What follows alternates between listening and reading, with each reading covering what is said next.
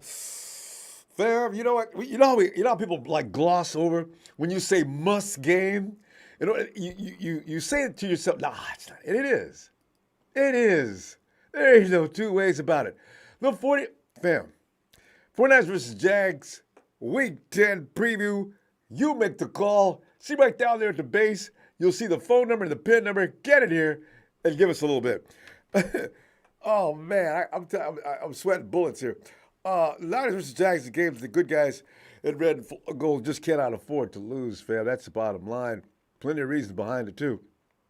Losing a fourth contest in a row could mean that they will have gone beyond their margin for error way too soon in the season. This is week 10. 4 losses already? Oh, no.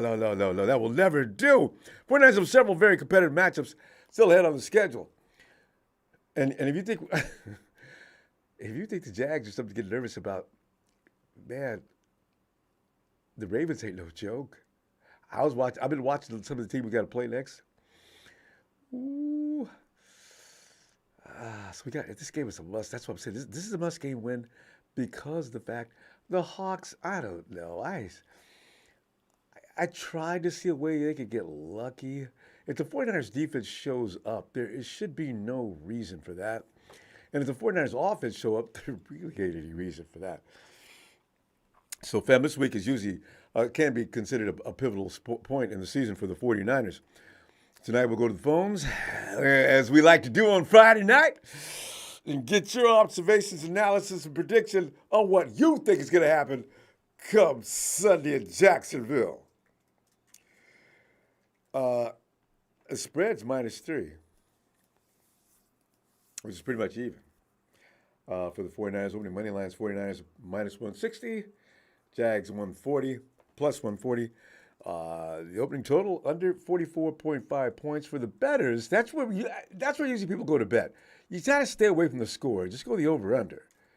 And if you get your biggest chance of winning is usually going in the over/under. Start talking about scores and spreads. Get your butt kicked, and start donating money to Vegas like they love for people to do. Trent Williams, fam, on status for 49ers Jaguar. It's up in the air. Or Steve, can we use this to say what is Stephen A. Smith? It's fluid. It's not fluid. In fact, the Niners have designated T. Will as questionable for Sunday's game against the Jaguars. Coach Shanahan says T. Will, in quote, is real questionable. He addressed reporters today stating, "We've got tomorrow. We got tonight. Who needs tomorrow?" I remember the song. Anyway, tomorrow's Saturday. If it's no tomorrow, then we'll wait to game time. It's Kenny Rogers. We'll wait till game time. I don't like that. I don't know. Today was half speed. Wasn't able to do a lot yesterday. And yeah, I want to know how he feels all the way going up to it, unquote.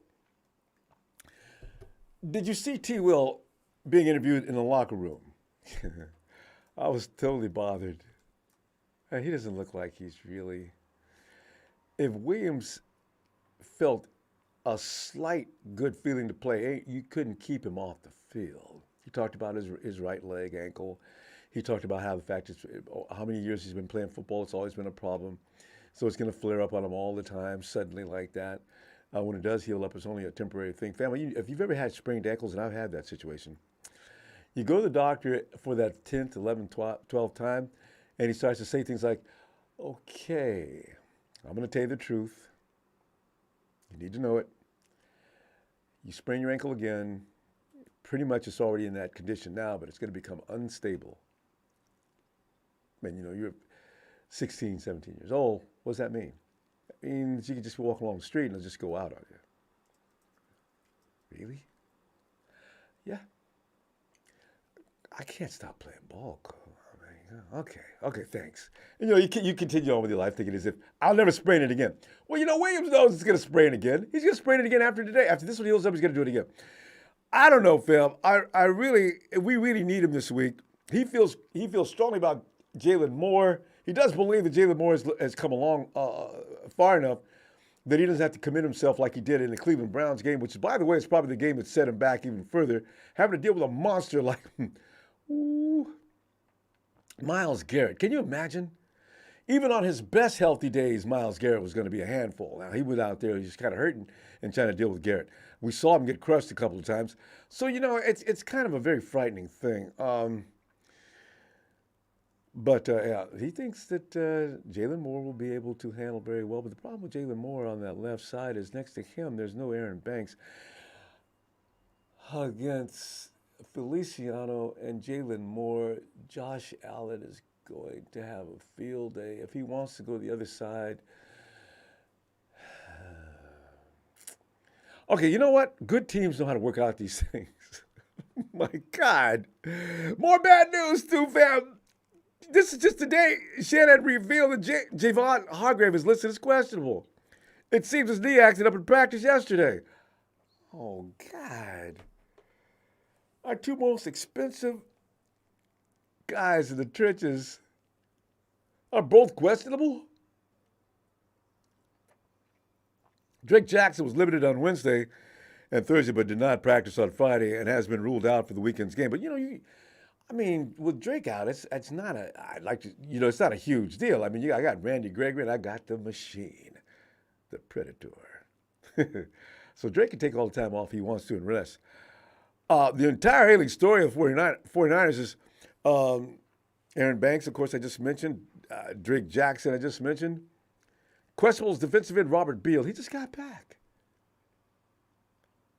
He's questionable.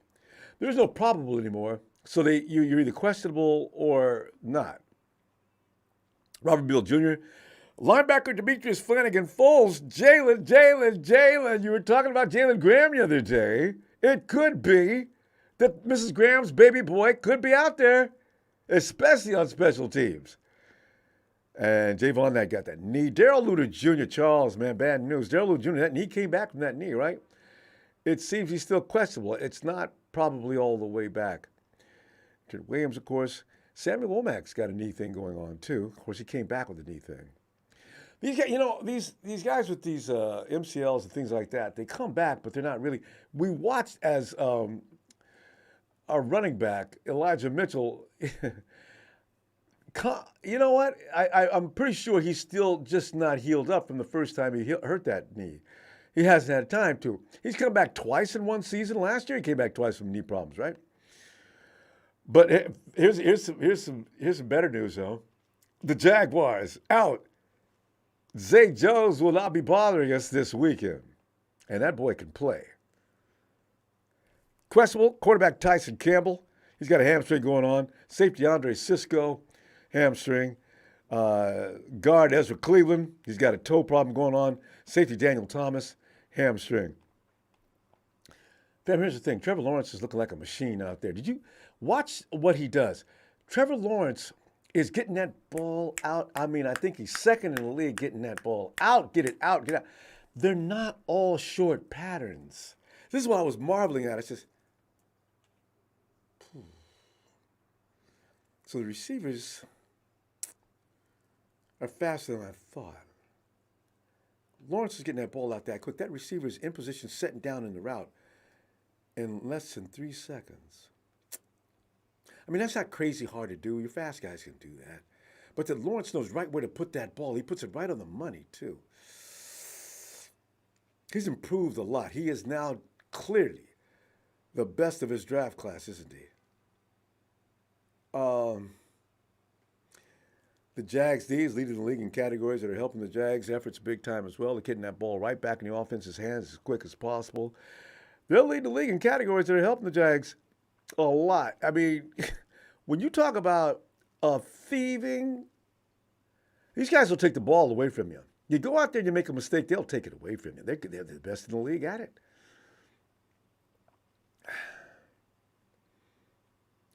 And they have a rhythm going, which has resulted in a 5-game winning streak. They run a 7. You know what's so funny, though? The Jags, the last game they lost was, who was that they lost to? You know what? Let me just run down through their schedule real quick. They lost to the Texans. I know, right? D'Amico, 49er defense, but we're not running the 49ers defense completely. D'Amico beat them 37-17. Stroud was killing them. But after that, they beat the Falcons 23-7. They beat the Bills. The Bills are such a strange team this year. You don't know if it's going to be Jekyll or Hyde with them. Now, they lost to the Jaguars beat the Bills 25-20. They beat the Colts. They seem to have the Colts number. They beat the Saints. Not a big deal there. They beat the Steelers. Not a big deal there. And we're coming up next. So, I'm just torn as to how to feel relaxed because the 49ers have had their back up against the wall now for a couple of weeks. But as I say, they run a similar defense, if not exactly the same as the Los Angeles Rams during the Super Bowl year. Not the trash they're running now. They can't run what they ran during the Super Bowl year. They don't have the personnel. Fair, but remember one thing. We used to beat the Rams back then, and like we always have, no matter what kind of defense they run. Now, if the Jaguars are going to go out there and play finesse football, that could behoove the 49ers. Apparently, they don't like for you to yak them. Don't yak them because they'll let you go. Who likes to yak, fam? You're damn right. George Kittle and Debo is back. Oh!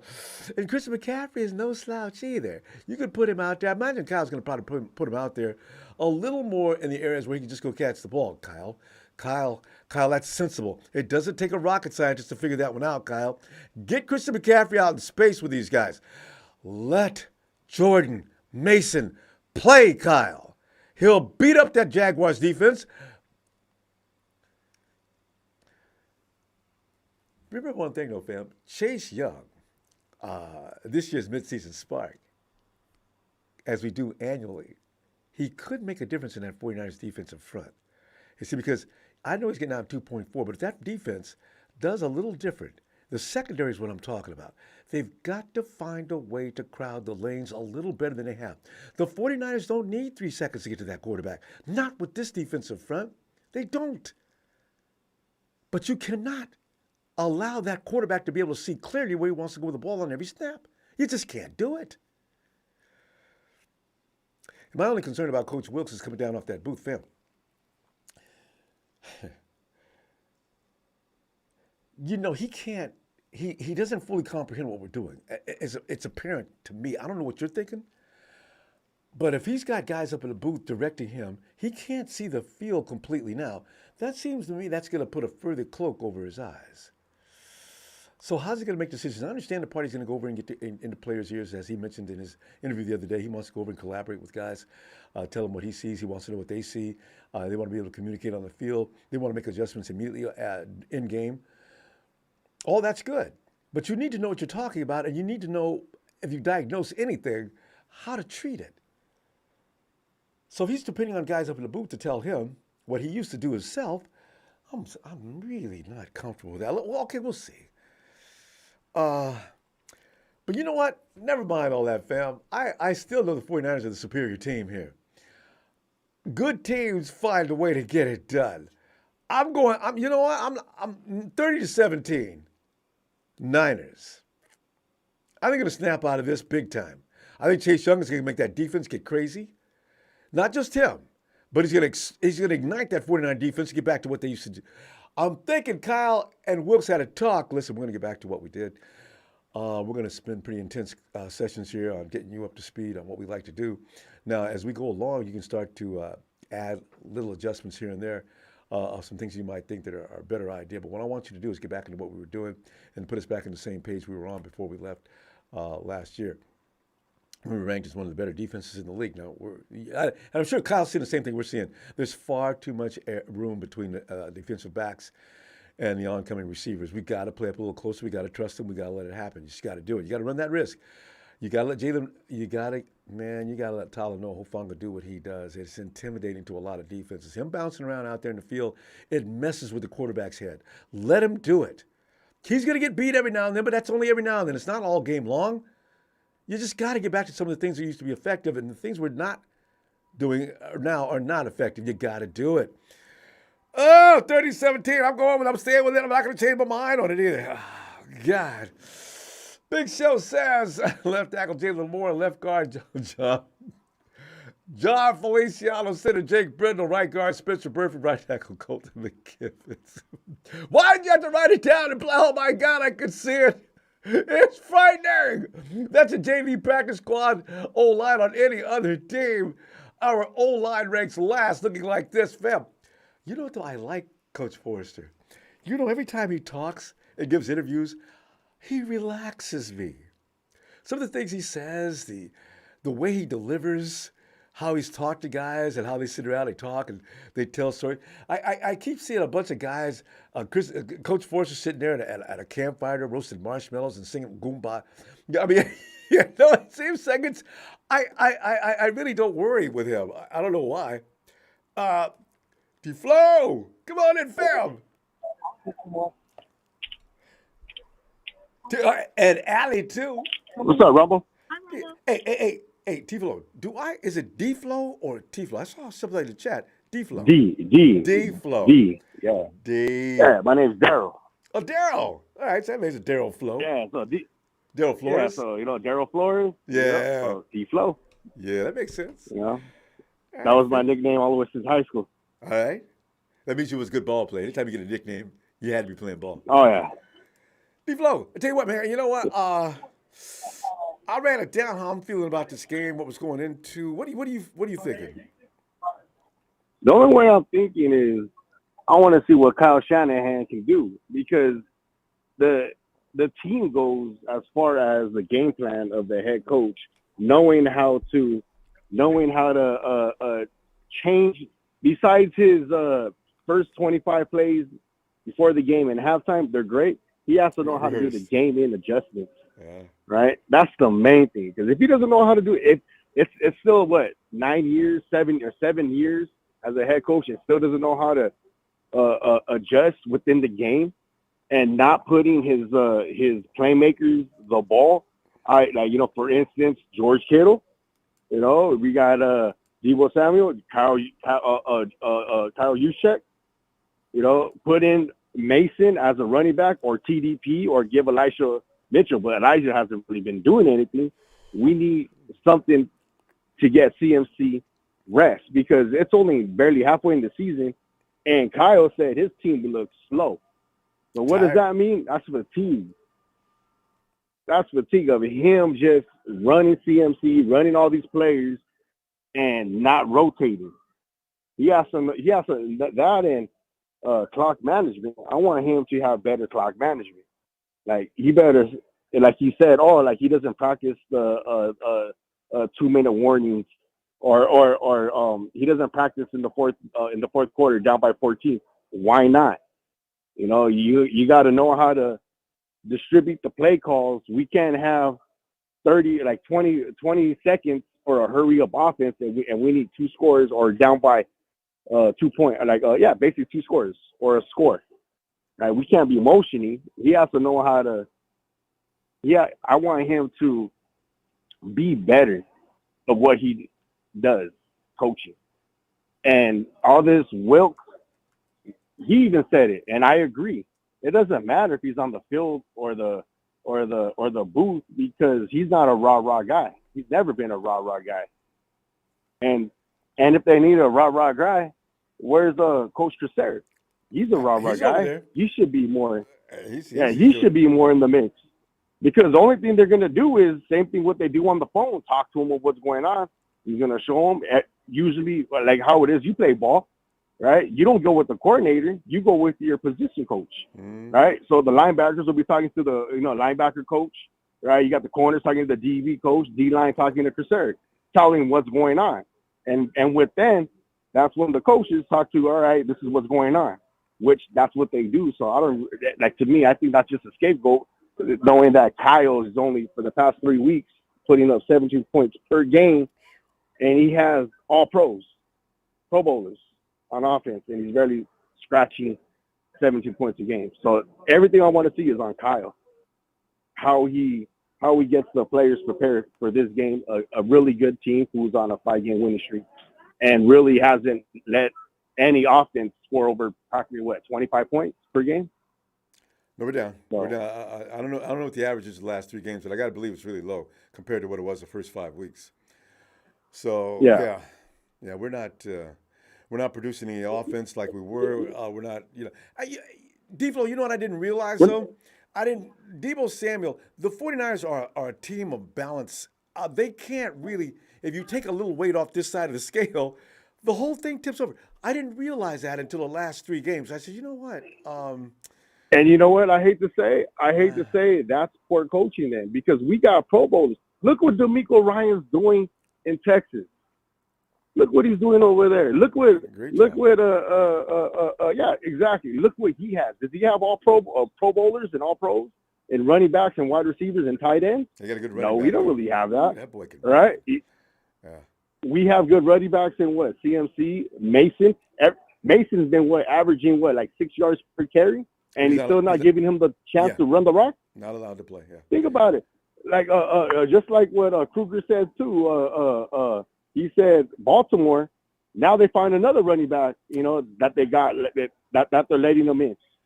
And look at him now with Baltimore. Now they're running the ball even more, and that guy's a beast. And that's right? that's gonna make Lamar Jackson just ridiculously difficult to deal with too. And we can be the same way. And Yeah, but Kyle doesn't like put it. And it's funny when they ask him, when I think Larry Kruger asked him, like, what could he do to get more speed? And he's like, I don't know. What can we do? It's like, that's when Larry Kruger throws up. I'm like, dude, there's Ronnie Bell out there. You can put him out there. You can change your backs because Christian McCaffrey, sir. You can put TDP. You can put Mason. Give Elijah Mitchell the ball, right? We could put Ronnie Bell. We could put Ray McLeod, because every time Ray McLeod gets a little swing pass or a little end around, it is fun. He busts it for like 10 to 15 yards. Yeah, he makes it look exciting. Yeah. It's the element of surprise. So it's like, dude. I agree. But Kyle lost his element of surprise ever since McDaniels left. It's all predictable. Just give it a CMC. Give it a CMC. Give it a Debo. Give it a CMC. Like there's no wow, you call yourself a guru, best offensive coordinator, or was it just McDaniels helping you and those were his plays? Because as of right now, think about it, we got Brandon Ayuk who's been torching people up. Right? We got George Kittle, which for some reason, he doesn't like giving him the ball, but every great offensive coordinator. Before we go though, listen, I'm telling you what though, look for George Kittle to be well in play this week. These guys struggle I hope so. with Yak. In fact, look for Debo and George probably to carry the weight of the offense the most, and then maybe, just maybe, Kyle will back up a little bit on giving the ball to and predictably giving it to CMC all the time. And if he knows smart, give the ball to Mason. He's punishing. He's big. He's strong. We'll see. Yeah, and not only that, I would have to counter is this ain't prime time. So will Kittle actually get any balls thrown his way? Because everybody knows he likes playing on prime time. He will. Not on a 10:00 game. I would bet on it. Listen, D-Flow, let me get your score though, because we got to roll, and I'm gonna see you Sunday. What do you got? WL. We got to win because right now we're in layover right now because we're going to Jacksonville, Ali and I. So we went to Pittsburgh, they got the win, so we're gonna get the win again. All right. W down for D-Flow. All right, fam. I'm gonna tell you what. I'm Let's get a little Nana shout out. Yeah, Nana. Yep.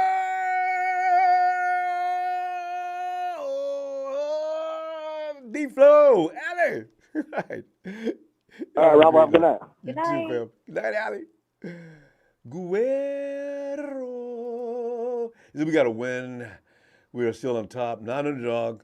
Come on, Niners. Let's beat the Jags. Yeah, I know. Thank you for that contribution, man. I'm telling you, man, this game is really serious. You cannot go 4-0 and lose 4 times in this season in week 10. Oh, my Lord.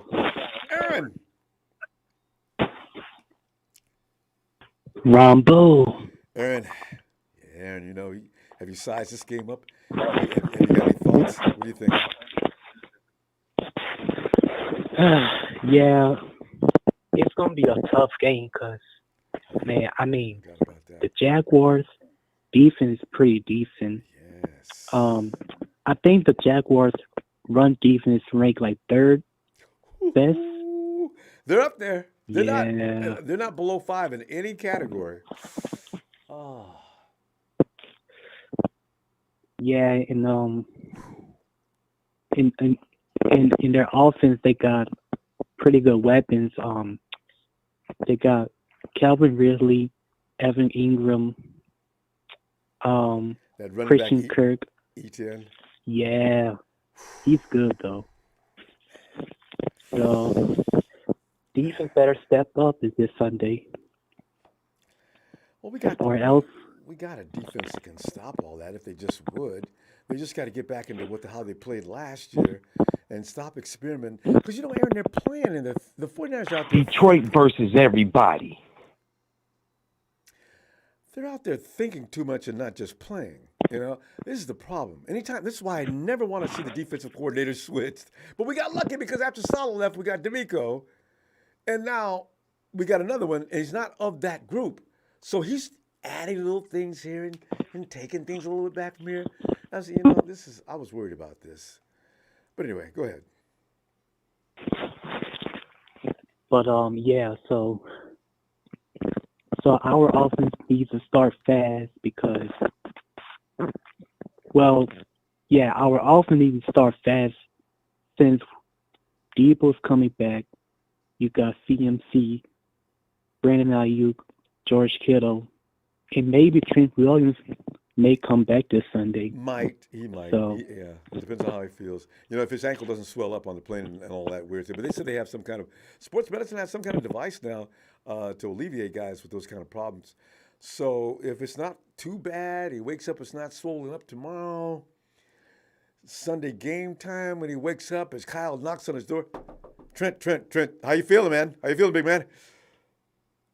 I'm ready to go, Coach. I'm telling you, I'll be up in a minute. You guys gonna have breakfast? I'll be right down. That's what I want to hear. I don't know, though, Aaron. I don't know. well, yeah, man, it's definitely gonna be a close game, but I think we're gonna pull it out at the end. I do too, actually. So, huh? I do too, actually. These guys have not been where the 49ers have been. What we have to remember is we got a bunch of polished, hardened, battle-tested studs. Now, they may fall down for a minute, but I don't think they're going to stay down. I really think this will be the time when they rise to occasion. All they needed was a little rest. I just have a real feeling about that. But, yeah. But, yes, and so, I mean, the thing with Steve Wilks coming down to the field, I'm not sure if that's going to change a lot, but I mean, if it does, oh well, that's good. Yeah, he can stay down there now. I really find it hard to believe, though. He says he's fine with it. He wants to get down the field, be closer with the guys and things like that. I said, really, Coach? Okay. I have to take your word for it. Yeah, it's and also I think on the Jaguars defense they have Josh Allen, their pass rusher. Yeah. He can take over a game. Much like Nick can. See, this is what's worrying me to death. How do you counter that? Well, hey, but Aaron, if we can deal with the boy in Dallas, he ain't all that much better than Mika. I don't know about just running right at him like you do Mika, though. He's a little different. Okay, let me stop worrying myself. I don't want anybody else to worry either. Go ahead, Aaron. But yeah, I think the key to this game is we gotta run the ball. Always. And please, Kyle, use Jordan Mason.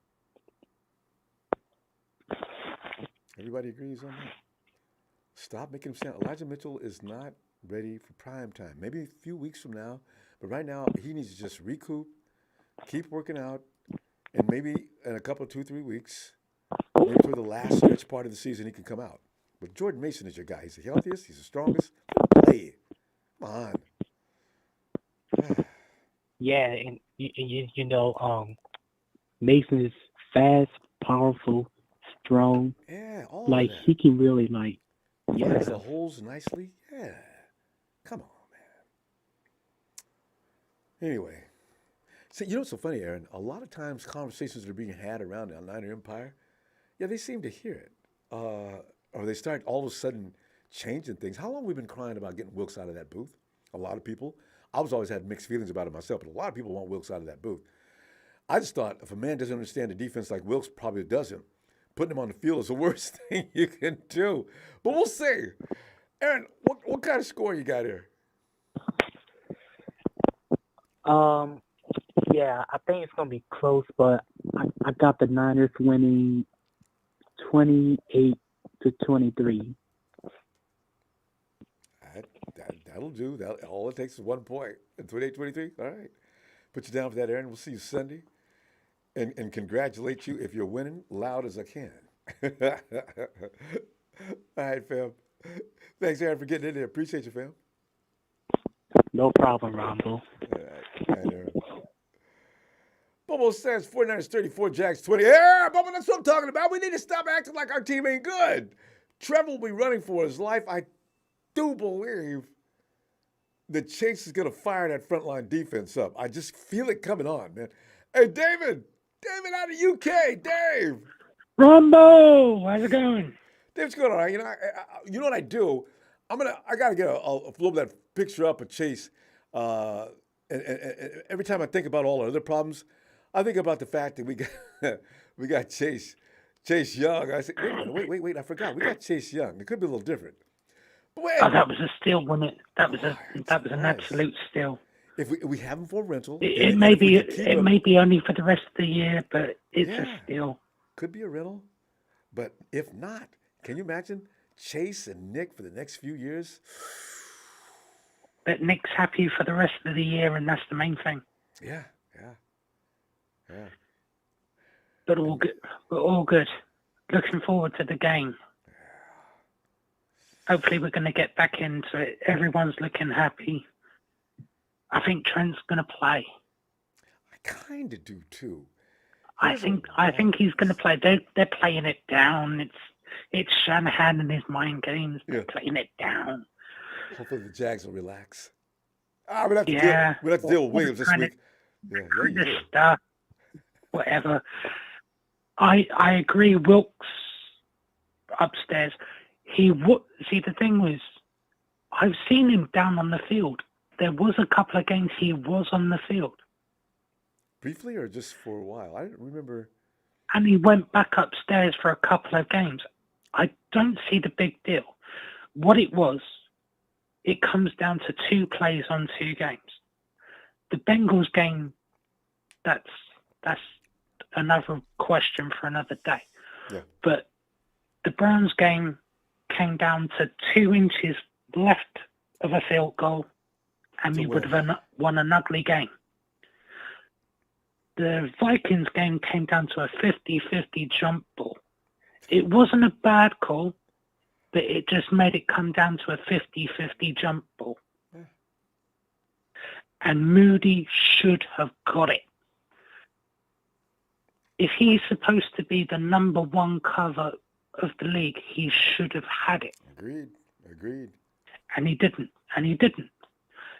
That's the 2. And those 2 plays, if it was turned the other way around, we'd be 7-1. Yep.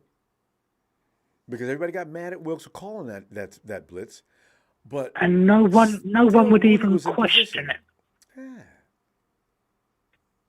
And there you go. I agree. It comes down to 2 plays reversing and not being in our favor, and that was it. 2 crappy plays cost us a couple of games. Fair dues. Mm-hmm. We lost them. But like I said before, I'd rather lose them now than lose them later. Right. Make the adjustments now. Exactly. I agree. I'd rather, if you can tell me now, I'd rather lose 2 games now than 2 games later in the field. I will take these now. Every single time. And the only beating we really got and was we from are the Bengals. okay. That was We a are beating. okay. Last week was great as a week off, wasn't it? Oh yeah. That was a perfect week off. All right. So we've got nothing to worry about. Even if we don't play, everything's okay. Mhm. I was laughing so much last week. It was great. Were you amused? I couldn't believe we lost like we lost. That was such a beating that there could be no questioning it. You know how we're sitting here figuring out why we should have won those 2 games against Minnesota and Cleveland? There was nothing to figure out. What's his name is There's back, nothing. But, and they just but beat the, hell out of us. But see, the thing is the Bengals done the opposite of us. They were crap at the beginning of the year and good now. Yep. We were good at the beginning and not so much then. If they'd have played us week 1, we would have had a field day with us. Oh yeah. We would have taken them to God knows how much. Oh, easily. Bengals now are a Super Bowl candidate. I don't see anybody in that division actually beating them now either. Right? Yeah. They were in stride then, and we weren't. But the thing is I still think there is something on the defense, though. They're just not bullying people. I think they get it from the offense. And the thing is with the O-line, where we're not bullying them, we're not giving the D-line enough rest. Oh yeah, we're losing in the trenches. Exactly. Yeah. And then with that, we just don't give them enough time to rest and asking them too much. We can't do that. You can't expect complete defense for 50 minutes at the field. You can't do it. No. And clock, the differential in clock time, it was Yeah. huge a couple of games. Up to 10 minutes more for the opposing team. That's way too long. And you're working the defense to death. Yeah, and fair play, Purdy's taken it on the chin. He said it's him. It's not really been him. It's been a case of everyone. The line hasn't held to give him enough time for the ball. Oh, yeah. It's a combination of things. When people are taking shots, It's a combination of all. they just don't like him. They're not looking rationally at the whole situation. No, but Yeah. the It's all thing Purdy's is fault. you hear, but you hear it. You say, "Oh, Purdy ain't been this for the last week." Yeah, but you haven't mentioned the games before where he was flawless. Yeah, okay, he's had a bad patch now. What's to say this was his bad patch, and then he goes on to be the greatest thing that since Tom Brady. Well, you know what? This week he's going to get a chance. You never know. He's going to get a chance to prove he's Tom Brady, Dave. Dave, let me get your score. I hope so. Because we got to wrap up. As usual, I can never say a score, but I think we're going to win by 3. We'll win, and we'll win by 3. I like that. I like that, David. And I tell you what, I hope we win by 7. And then I can say, Dave had it. Dave, I'll see. We'll be back Sunday. And as usual, Ronbo, I hope you prove me wrong. Love to. David, appreciate you. Well, I tell you what, I'll see you Sunday. And good luck to us. All right? Absolutely. Have a great one. Take care, faithful. Catch you Sunday. Hope for the Niners win. Let's go. Yes. Good day, Dave. Dave out in UK. I think Dave's Have a good one. Day. All right. Night. Night, Dave. No score, just win for Mr. Block Eyes. Tackle and use our weapons, of course. Finally. This should be, the offense should be fired up because Debo's back. I got a feeling the Jaguars are getting hit by a tidal wave. Evan. Ronbo, how's your night going? It's going well as long as I keep thinking about, I'm going to put a picture up here so I keep reminding myself that we got Chase Young. Debo's back. Trent's probably going to play. The offensive line is going to be inspired by the fact that they've got to. I mean, there's a lot of things to be not worried about. But Evan, what is your thinking on this ball game? Yeah, I just want to see what the team looks like, since, like you said, having Debo back and with possibly a few guys on the offensive line look, I want to see what Kyle's going to do to make up for that, basically. Yeah. And the whole Wilkes move, my take on it and what I got away from it was that when he was communicating or communicating to certain position coaches, Mm-hmm. somebody was dropping the ball within his words getting to the player. So there was miscommunication between them. Oh, I didn't know And about that. that's the issue. Do you remember, I can't remember what game or what play it was exactly, but remember when he freaked out in the booth? When he got kind of pissed off? I do. And I thought he's pissed off at Mhm. the play not being executed properly. Yeah, I think he must have called something or told somebody like, "Hey, Chavarria, stay back on this or jam up," and they didn't. They weren't told to, and that's what caused that reaction. And Ronbo, like you see these guys on TV, and you're like, "Oh, okay, they're fast," but when you feel their speed on the field when they're sitting on the sideline, you're like, "Holy shit!" The game changes. Your perspective of game speed changes while you're on the sideline. So possibly that perception can help him be like, okay, this is where we need to make corrections, Yeah, because you can assess what you're dealing with more. Yeah, that's true. Yeah, it doesn't hurt to try. If the result ends up the same, just throw him back up in the booth and let him do the same from there. Because even Kyle was saying he likes it better in the booth too. Oh, so. yeah. You can think better, right? You're not surrounded by a lot of noise and chaos. You're sitting there and your thoughts, you're coming up with things to do and remedy situations. So I don't know. That's why I've got mixed feelings about this move. We'll see. Yeah, I think at the end of the day, it just has to do with communication or lack thereof between him and the players. I think that's basically what it comes down to. Always, especially in this kind of a game where intensity on every play, and you only got a second or two to make adjustments. You got to think quick. You got to get to your guys. You got to tell them everything. If you have to go to a phone, it's just not the same thing. It's not done as well or quickly. If the situation was that dire, I think Fred Warner can call the defense. Exactly. And there are times I wish he'd just do it anyway. Right. Yeah. So we'll see what happens there. I like our matchup against the Jags. To me, they're a lot. They're set up kind of like the Cowboys. And look at their strength of schedule. They haven't really played anyone. I mean, I don't really know what the Texans are right now, or the Saints, for that matter, or the Bills. So the Bills are strange. We'll see. They can lose to any team, anytime. And then, of course, the next game could be a tough team, and they'll just dominate. I don't understand them. I really don't get it. What the thing about the Bills is, Ronbo, is that every other game they have a good team and a weak team. So they play the weak team and dominate them, and we're like, oh, the Bills are back. Yeah. Always. And then the next week they play a hard team, and then they're like, oh, they look like trash again. They do. And vice versa. Same with the Cowboys. Yeah. Mm-hmm. Yeah. So, but yeah, we'll see what happens. Like I said, I like our matchup, and I'm looking for Chase Young to make his impression. I think he's going to get a sack or two on Trevor Lawrence. Two? I was about to ask you, how many times is he going to take Lawrence down? I think he might get one and cause another.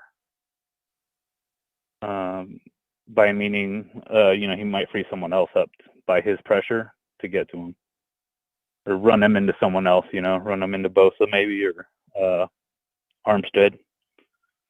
Yeah, because you get a feel when you've been playing with a guy for a long time. Nick and Chase know each other.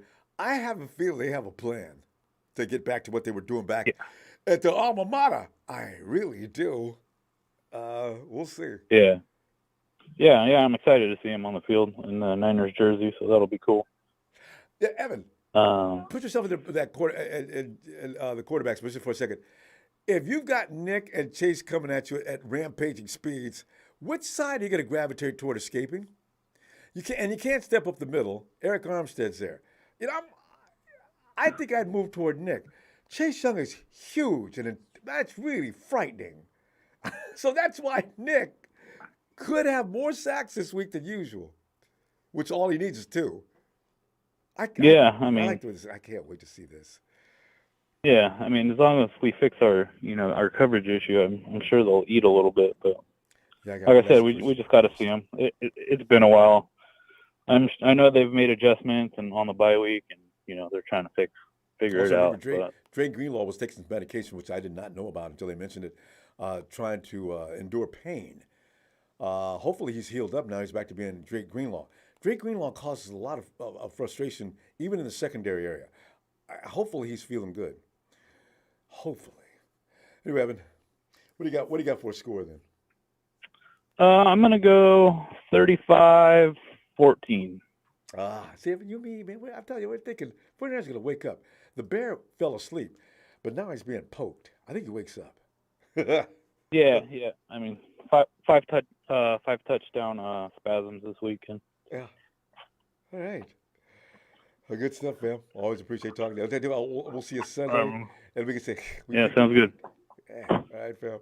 All right, All right, shout out to everyone. Have a good night. you too. Chill. Phil, who's never known a team that could possibly beat Hey, us. Ronbo. Hey, Phil. Well, Phil, give us some Philisms. Yeah, I'm To here. counter. Yeah, I've already had a note from Big Show. He wrote all the names down. Yeah, I And saw it. you He saw wins that? $10. Come on, Show. Jesus. Oh, jeez. You got through trick or treating as the Grim Reaper, and he's playing the part. So whatever. But I Trent's gonna play. He's gonna play. I think so. And you're right about Drake Greenlaw, because I heard him interviewed.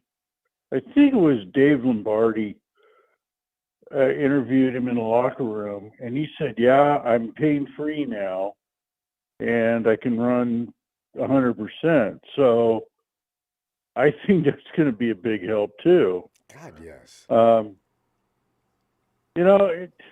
Even Christian was banged up. He had that tear, so he's probably 100% now too. So let's see what comes out of it. And God, I hope we win. It's gonna be a tough game. I think it's gonna be like 27-21, somewhere in there, one-score game. Ronbo, you're gonna be biting your nails again. Oh, it's gonna be rough. Because I know if we're gonna start the first quarter as we always do, Phil. We're gonna go down and score immediately, and then suddenly, no, we're gonna have to struggle for the rest of the way to get points. Yeah. I'm gonna get it. No, I think it's gonna be. I think we're gonna win. Brock needs to have a good game. No He knows. turnovers. He knows. If he doesn't turn the ball over, we win. Mm-hmm. Period.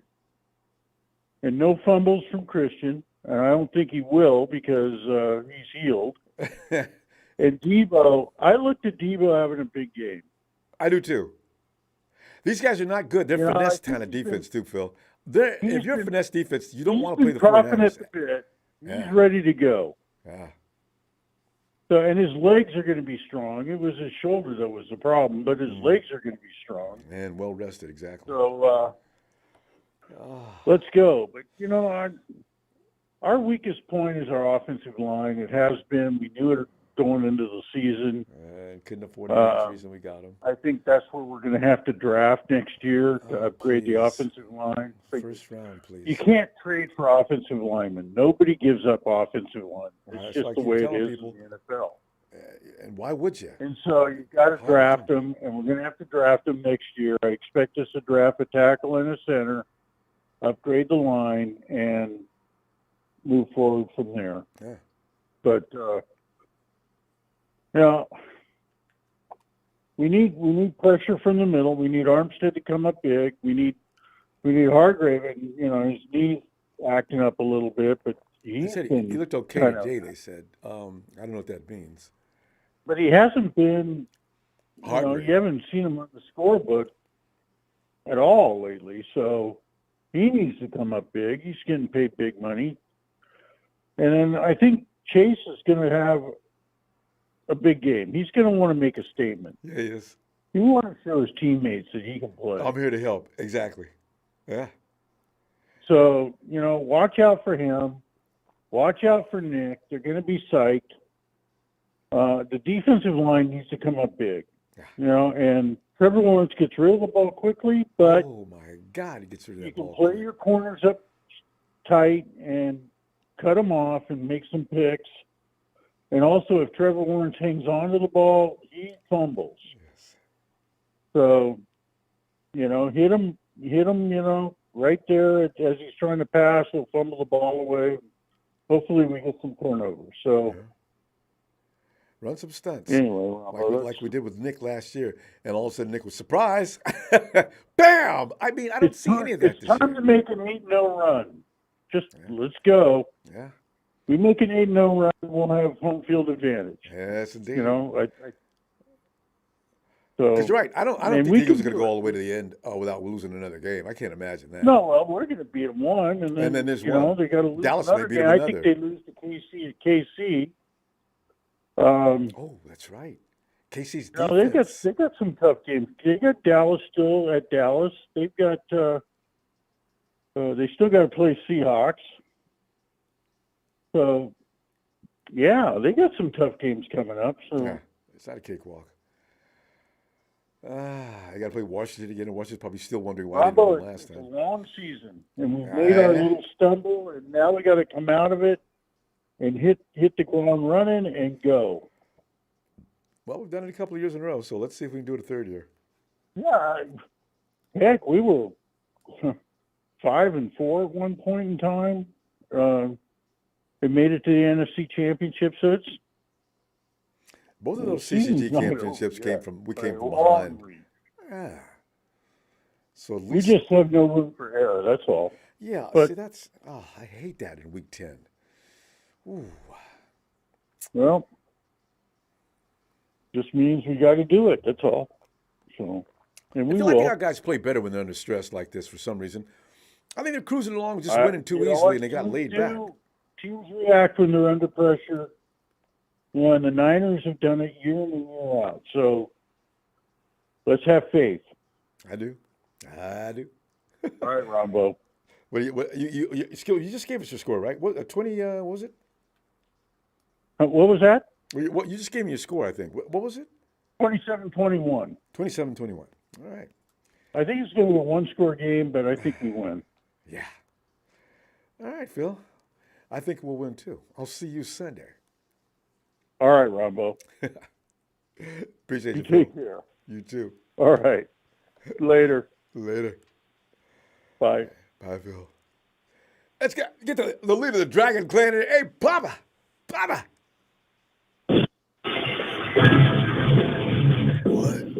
Is that rock and roll? Oh, really? Give me that. Hey, Pop! What? People in the chat, if you're ready for Brock Purdy to throw 7 touchdowns, give me a hell yeah. Oh, hell yeah. Well, you're going to be waiting a long time because that ain't happening, Jay. He's My man Ronbo, how are you? I'm 4 touchdowns from being a happy man. I need for him to give me at least 4 touchdowns. Between him and McCaffrey, who should be healthy. Pop, 28 points is a minimum. I'm giving him a field goal as well. I gave him 30. I'm giving him 31. You know what? They can do this. I mean, these guys look a lot like the Rams on defense. They really do. They're all finesse. If you run hard against them, they fold like chairs. Well, let's look at all the items in the equation, eh? Let's see here. Jacksonville's weaknesses. Jacksonville weaknesses right now appears to be the level of competition. Have they really, truly played a tough team? We don't know. San Francisco's weaknesses. Have we played tough teams? Yes. Mm-hmm. And no. 3 of the best And defenses. we've lost to some teams that we should have won. Yeah. But why? Why did we lose those games? Well, think about it this way. And I think I hate to start this over again, but I have to say this every time I get on the show. Kyle Shanahan is not a genius. He is a scheme coach with a 0-40 record when trailing by 8 points or more going into the fourth quarter. Oh, I thought it was one, and I thought he won once. He's 0-40. 8 points or more. 0-40. Last time he had a Pro Bowl quarterback, Ronbo. Oh, Not only did he not draft him, but he was a first-round pick. His name was Matt Ryan. That's right. That's 7 years ago, Ronbo. 7 years. But Okay. let's also add into that equation though. That defense back then was trash. Now that's why Kyle Shanahan's so hardcore about building a defense. You know what? You're right. You're right, Ronbo. The defense was trash. He's so hardcore about building a defense at the expense of the rest of the roster. Yep. Right? Yeah. How many offensive tackles has he taken in 7 years? Mike McGlinchey's it, right? And then he got a bunch of other people. Mike McGlinchey. Yeah. Mike McGlinchey, okay? Now, guess what our weakness right now is on the offensive line? It's both tackle spots. Okay? Trent Williams is not himself. Yes. And he could be out, okay? But there's other areas that have been neglected as well. And this is where it hurts. They've neglected the cornerback position, okay? So let me get this right. Let me get this straight, Ronbo. Just stay with me for a second. Okay. You mean to tell me that Oliver is going to cover Christian Kirk in the slot? No. And Womack's got a knee pitch. I'm really scared about that. Is that going to happen? I'm just saying. And let me see. Who had 10 catches last week and has been tearing it up all season quietly? Christian Kirk? Who's having a better year than our own tight end? What's his name, Ronbo? Well, hey, Evan Ingram. Evan! He is on that team. Oh. You know what, though? I feel like I got the linebackers that could deal with him. Hell, Isaiah Oliver might be able to run with him. He may not be that tough, but go ahead. Hey, okay. I know you're saying that, but it was 10 catches last week and a whole lot of yak. Who they play last week? Man, he's been doing it all summer. He's been doing it all year. Steelers. He's been doing it. You want to know how he gets rid of that ball real quick? Oh, how? Trevor Lawrence? Because he's got people to throw the ball to. He gets it to his playmaker. He gets it to his tight end, and his tight end catches a 5-yard route and takes it for 20. He leads, yeah. But I'm not worried about that, Ronbo. I'm not worried about that. I'm not even worried about the special teams, Ronbo.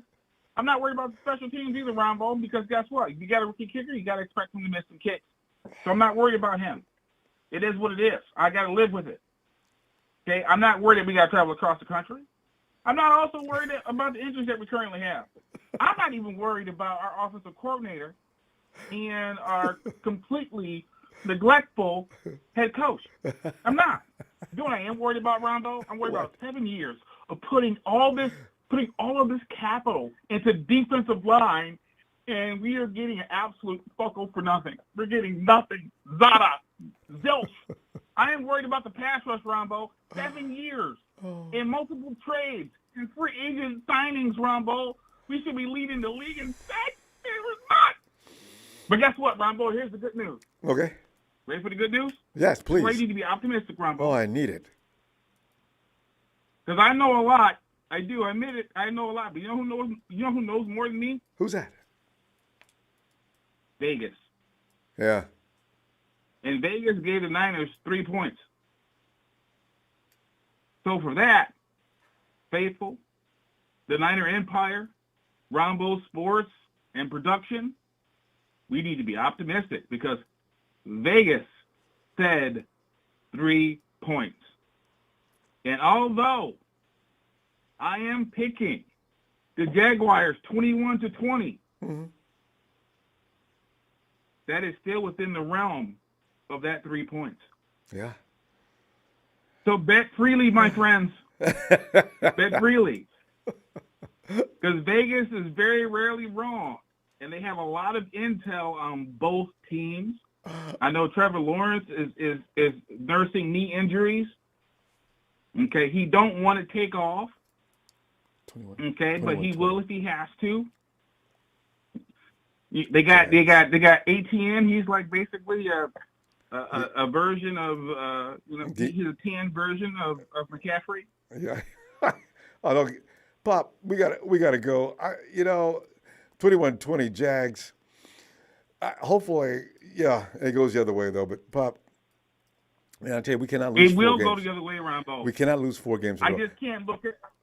I can't look at my list. I can't look at my list and ignore it. But that's me. But again, It's I okay. am wrong half the time.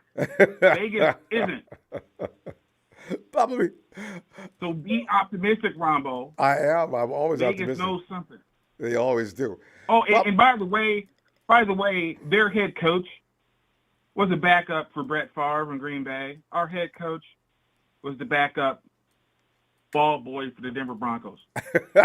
there's Just saying. there's something, yes, to be said about that as well. Saying. Pop, always a Saying. pleasure. Let me see you Sunday when we can say, Pop, I'm thankful that you, as you say, you're wrong half the time. You're wrong. We won this game. Pop, you are Ronbo, please send me your address. I have to send you a Dak Prescott jersey to wear in the show next week. Oh, this would be the I thing. was right last time. Dak! Bye, right. Pop. Have a great night. All right. Ready. Bob always brings a level of humor to his madness. I love it. What are we looking for? Oh. Guerrero, 37-20. Hey, Guerrero, yeah, I thought you gave us that. No, you didn't. 37-20. Niners. Guerrero. Yes. Sharon and Mama. Sharon. Hey, Ronbo.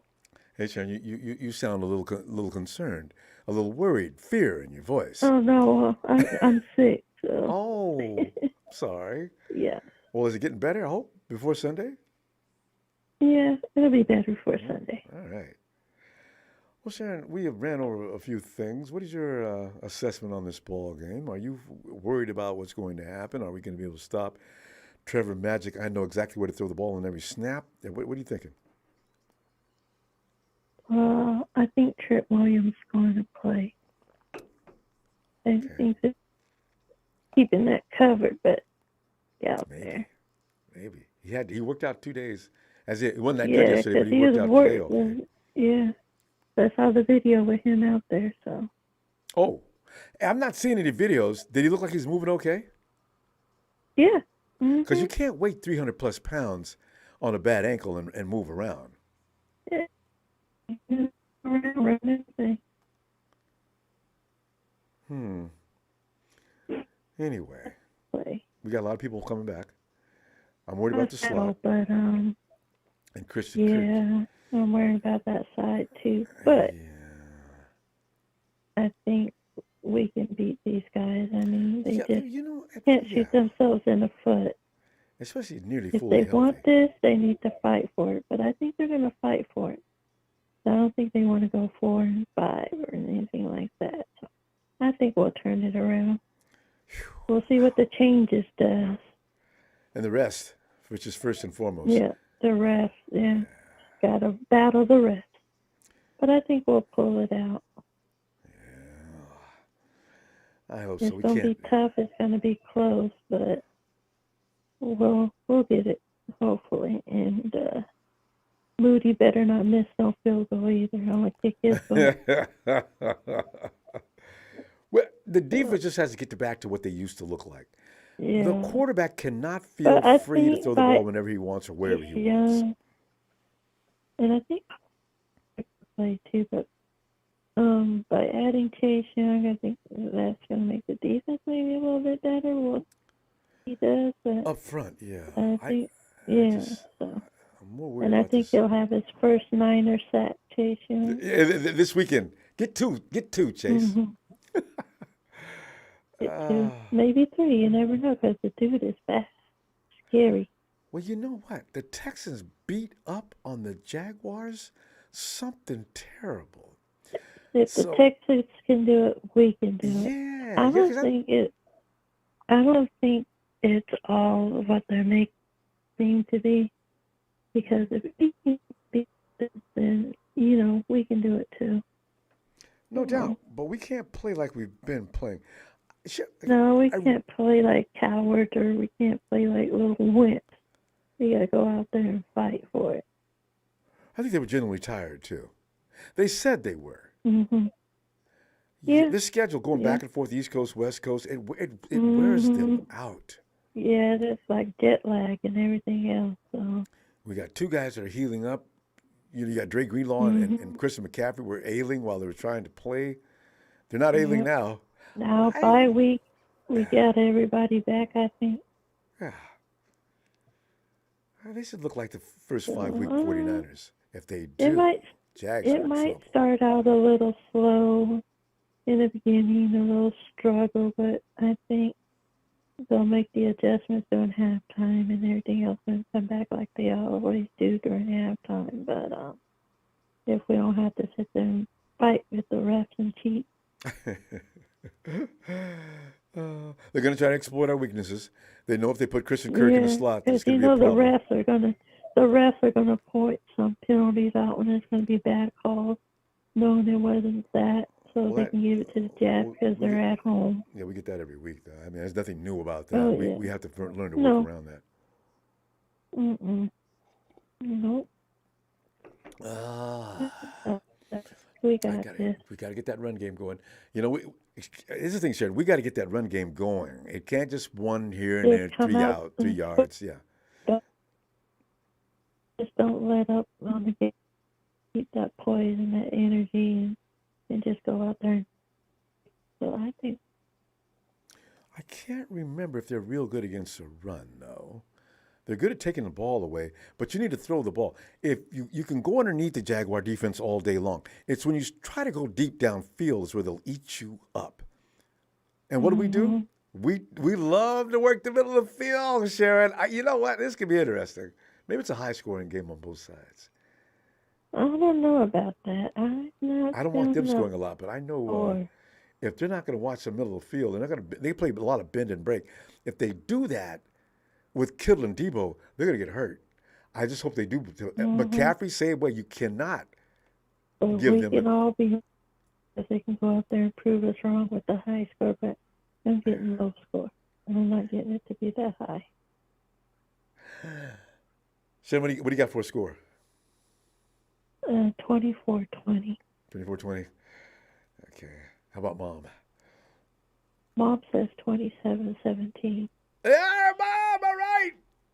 You've been funny when I said that. She said Jaguars. Would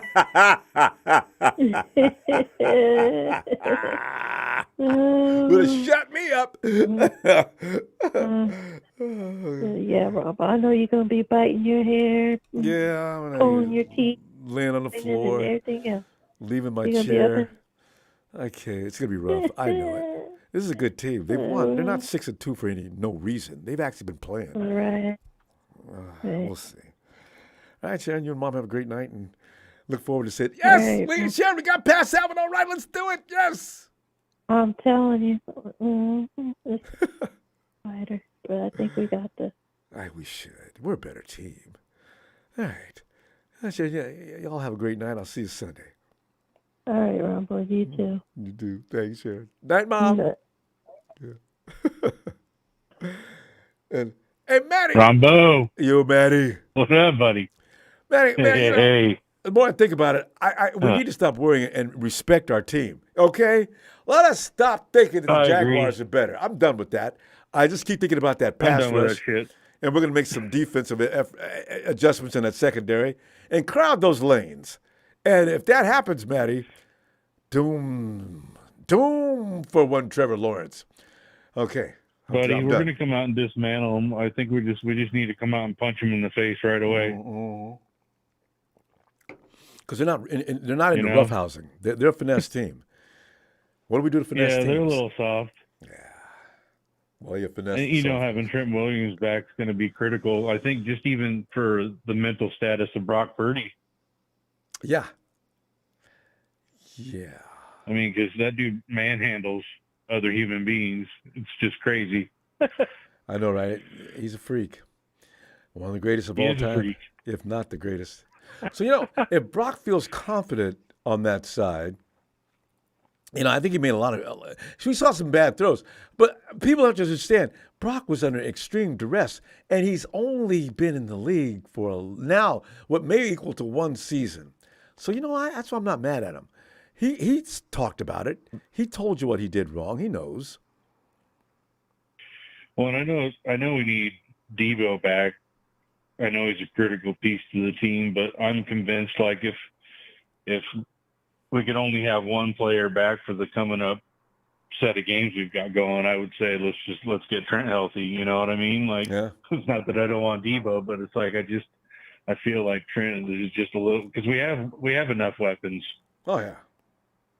Yeah, we definitely got enough weapons. I mean, we obviously use him when he's there, but when he's not there, I feel like we can get by without him. But Trent, we've proven we can't get along without him very well.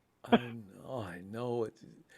I can't have my young quarterback who hasn't played 20 games yet to get out there and figure things out. He's got to have the support of a good line, at least a decent line. It doesn't have to be really good, because it's hard to grab him. If he sees you coming, you're not going to. So we should be, we should be dialed in mentally, because I think we're a good team. Like, we've got all the pieces. Like, we're ready to go. Like, obviously, we're just in our heads. And so, like, if this 2 weeks hasn't done it, I don't know what to tell you, man. Because then we've got the Seahawks at the Seahawks, and then we've got the Eagles at home, and then we got the Seahawks at home again. Actually, no, I skipped the Buccaneers in there. Sorry, but still, we got quite a stretch of games coming. So, and none of those teams are better than ours. That's why I if the 49ers go out there and play their game, those teams have no chance. No, the Hawks just got beat to death last week. Who was that to beat them up like that? Ravens. Oh, okay, never mind. Ravens I like to pay attention to that, because, like I said, I hate the Seahawks, man. God, I hate some Seahawks. God, but the Ravens just beat. I mean, they just beat them through the dirt. It's like the Hawks should have came out in the fourth quarter, just waved the white flag. Okay, that's it. We're done. We're done. We're out of here. We've had enough. So, well, and then I also heard too that it seems that the Jags are also coming off of a bye week. Yeah, but they didn't have to travel. They just come out from the house, get in the car, and come on down to the stadium. Yeah. Yeah, come on down. They're like, hey, I'm here. Didn't have to fly in or anything. Well, maybe we should have flown in this week. Maybe we should already be there. Right? May as well, because you're off a week anyway, and come find a facility in the Jacksonville area and work out. I think Jed's tired of playing. You know how many guys would have to travel with that unit, and how many days? How much money? Try to add up the cost of that 1 week in Jacksonville for about, God, 70 people. You might as well buy more. You might as well just buy an apartment complex. House them up and pay them their salaries and everything else. Woo, that's expensive. Oh, that's funny. Yeah, so I think if we can get out of our heads, Ronbo, and we can shape up, and I've got Trent healthy, we've got Debo back. I think Kittle's going to have a big game. Oh yeah. I think just with the supporting cast, like, other people are gonna feed off that more. They're gonna eat more. I think obviously Debo's he may not even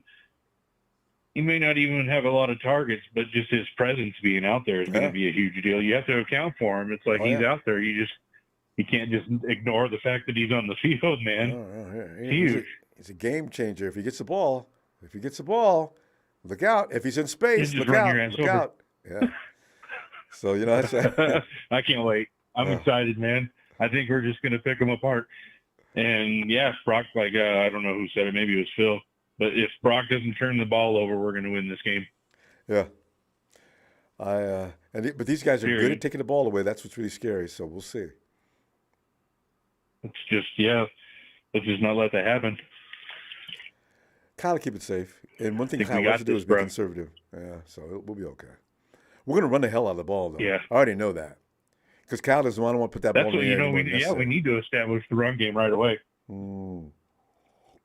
Right out of the gate. Rest assured, he'll stay patient with that run game this week. Unless we fall down by a couple of scores, Kyle is going to run the hell out of the ball. So, and George Kittle. And screens, a little short. Yeah, it's not going to be anything crazy.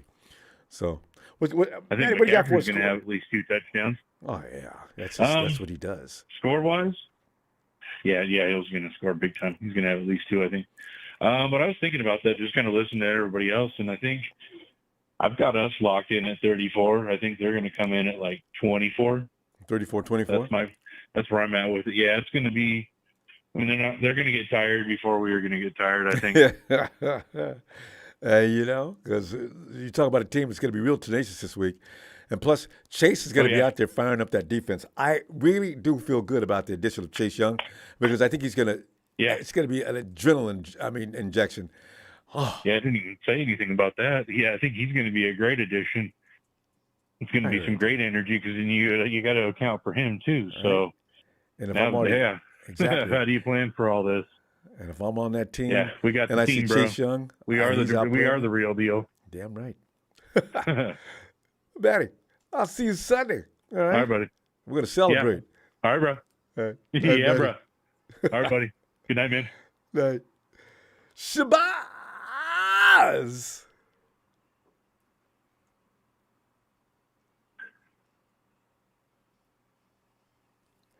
Shabazz.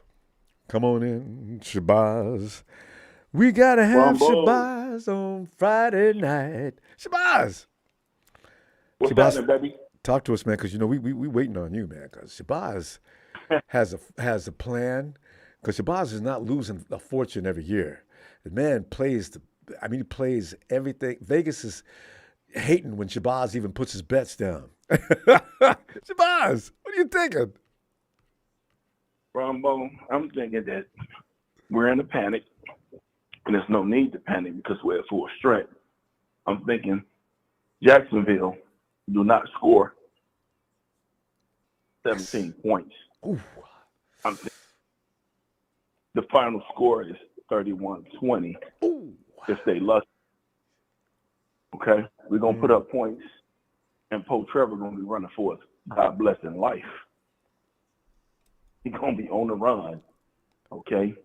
He's great against zone. Boy, Shabazz, you say 31 or 34? 31-20. 31-20. All right. Go ahead. Just want to make that clear. And he's going to see a lot of man coverage and a lot of man press. With man coverage and with man press, we rushing 4. We making a tackle if somebody get open. That's right. You got the best tight end. You got the best tight end, but we got the best middle linebacker in the NFL. Duh. We can run forward now comfortably. I forgot about that aspect. Yes. Duh.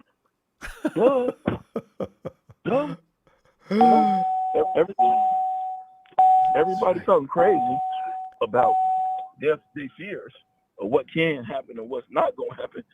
That man press, we standing 4. We peeling our ears back. I mean, everybody, Ronbo, you forget he's got one of the best tight ends.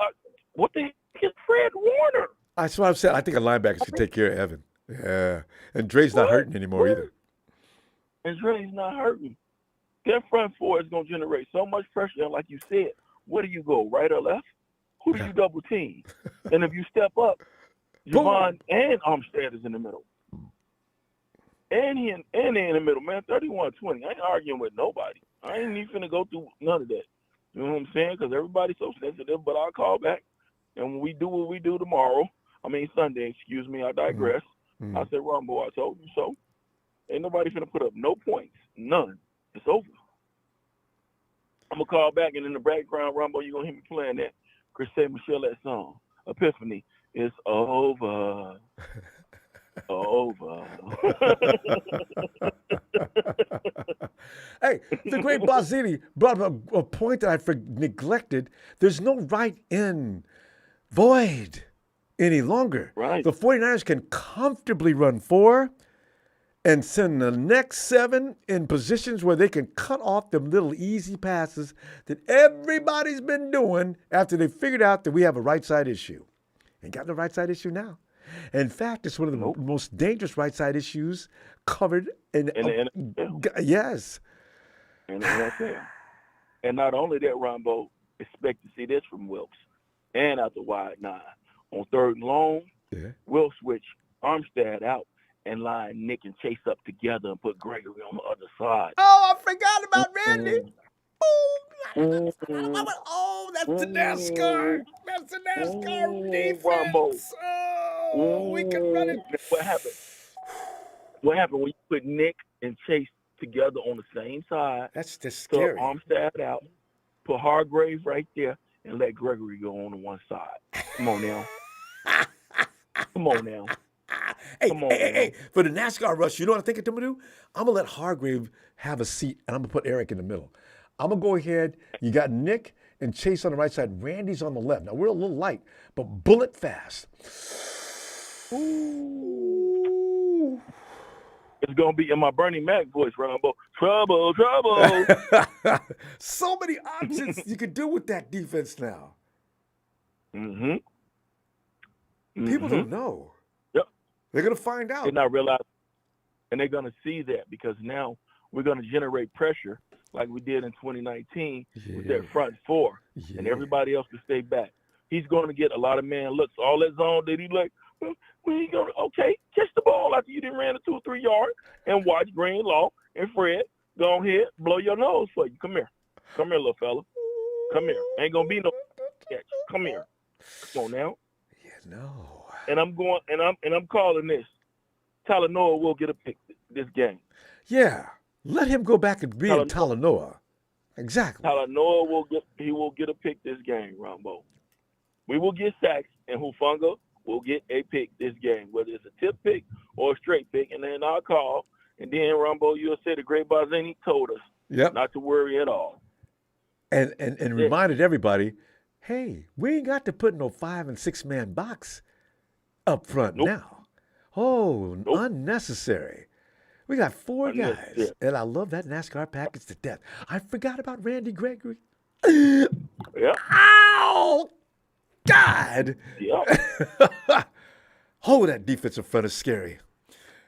So, Ronbo, I'm going to get back with you. Shout out to production. Shout out to the Memphis Empire. Shout out to my man Lee and SoCal. And as always, it's bang, bang. Yeah. Bam! Shabazz, the great Barzini has spoken. Shabazz, I can't wait to see you Sunday as all this comes into fruition. All right, fam? I will see you Sunday, Ronbo. Looking forward to it. Night, Shabazz. Night. Yeah, you know what? We need to recognize the changes that are about to take place are dramatic in that defense. I don't even worry about the offense. Debo's back. That's all I really needed. I really would like to see Trent back. Maybe he is. But wait a minute. I'm glad I talked to the great Barzini because you know who's on the phone now. Well, it's a big show. Oh, it's a big show on tonight. You can't scare me now. Come on in, fam. Hey, Ronbo, can you come back to me really quick, please? We can do that. One caller. All right. Okay, thanks. Show's probably ordering. Every time I almost got to catch him, he's ordering. I am actually. I knew it. Ciao, Jalen. Jalen be Ronbo, delighted. can you hear me? I can hear you now, Jalen. Yeah. Flip I mentioned you a little while ago. Chewing on that goop. Oh, yeah, go ahead. And Sean McVay play call like poop. It stinks, Ronbo. How you doing, Ronbo? How you doing? How y'all doing, Facebook? Doing great. 49ers football is back. No more wait. No more wait. It's back. A couple of things, Ronbo. I've never disagreed with Big Show about anything, but 2 things that I've disagreed. Big Show, I love you. This ain't no jab at you. But 2 things that I've disagreed with him about, because I don't usually disagree with him on anything. Number 1, Kirk Cousins. I don't want him. I still don't want him. Big Show, I do not want Kirk Cousins. And number 2, earlier this offseason, he was saying, before we traded Trey Lance and before Brock Purdy got back, he was saying if Purdy isn't back and if Trey Lance isn't, up to par where we need him to be, we might miss the playoffs. Ronbo, I'm here to tell you right now, brother. I don't give a damn if we got Mike Shanahan out there with a broke arm at quarterback. Them sorry sons of bitches in our division, we're not about to lose this division, Ronbo. I'm gonna tell you right now, we're not about to lose this garbage shit show, clowning, dog and pony show of a division, Ronbo. Write that down. There's no way. There is no Ronbo. How do you the 1-7 Cardinals? You think we finna lose to them? The Rams, I don't even need to speak on them. And then Geno Smith. Come on, Ronbo. Now, that's what I'm not worried about us missing the playoffs. We gonna make it there with a home game. Hands down, no thinking about it. We can go 8-9 and make the playoffs. That's how sorry these bums are. That's how sorry these guys are, Ronbo. I mean, Jesus Christ. Hey, Jim, you know what? Actually, a lot of people think that the Hawks aren't bad. I'm like you. I have a problem respecting them. I just can't do it. They got blown out at home against the Rams week 1. They sorry as hell. The Ravens beat them to death. They had to pull the Ravens off of them last week. Yeah, they sorry as hell, bro. How you get blown out at home? Nah, man, they sorry. What is that? I don't know. But Geno's out there looking like Geno too. How Geno used to look. Yeah, Ronbo. That his Cinderella story is over. It's over. Like, really? You think it really took him 11 years to finally just, get good catch it in the NFL? Hell no, Ronbo. No, Ronbo. You put him anywhere else, that guy's back to Geno Smith. Like, oh Lord have mercy. Like, when was the last time they beat a good team, Ronbo? Like a legit, bona fide good team. They haven't even, like, Chad, help me beat out. The Bills? Does anybody beat the remember? Bengals? Have they beat the Chargers? Like, they haven't beaten a big-time quarterback. Have they played the Bengals yet? Ronbo, yeah, they play them this year. I don't think they're going to beat them, though. No, they haven't played them yet. So the Bengals stand to sweep through the NFC West and beat everybody in it because the Hawks ain't going to stop them. That's embarrassing. Yeah, Ronbo, see, and it was at one point, I'm going to give it to him. At one point, I was happy to say, man, we playing the NFC West. This is the toughest goddamn division in football. Well, once upon a time. Damn it, now we can't say that, Ronbo. No. Now, if we win the division, everybody talking about well, look at who y'all got in there. I know, right? Thanks the Tom Brady, Dallas Cowboys situation. Jesus Christ, man. Thanks a lot. Now we don't get credit for winning the division no more because y'all sorry as shit. You know what? Because in 2019, it was worthy. You know what? You're right. Yeah, Ronbo. Man, the Wild Wild West was the best division in goddamn football. Man, it was a dog fight to win this division. Nah, it's a goddamn a circus.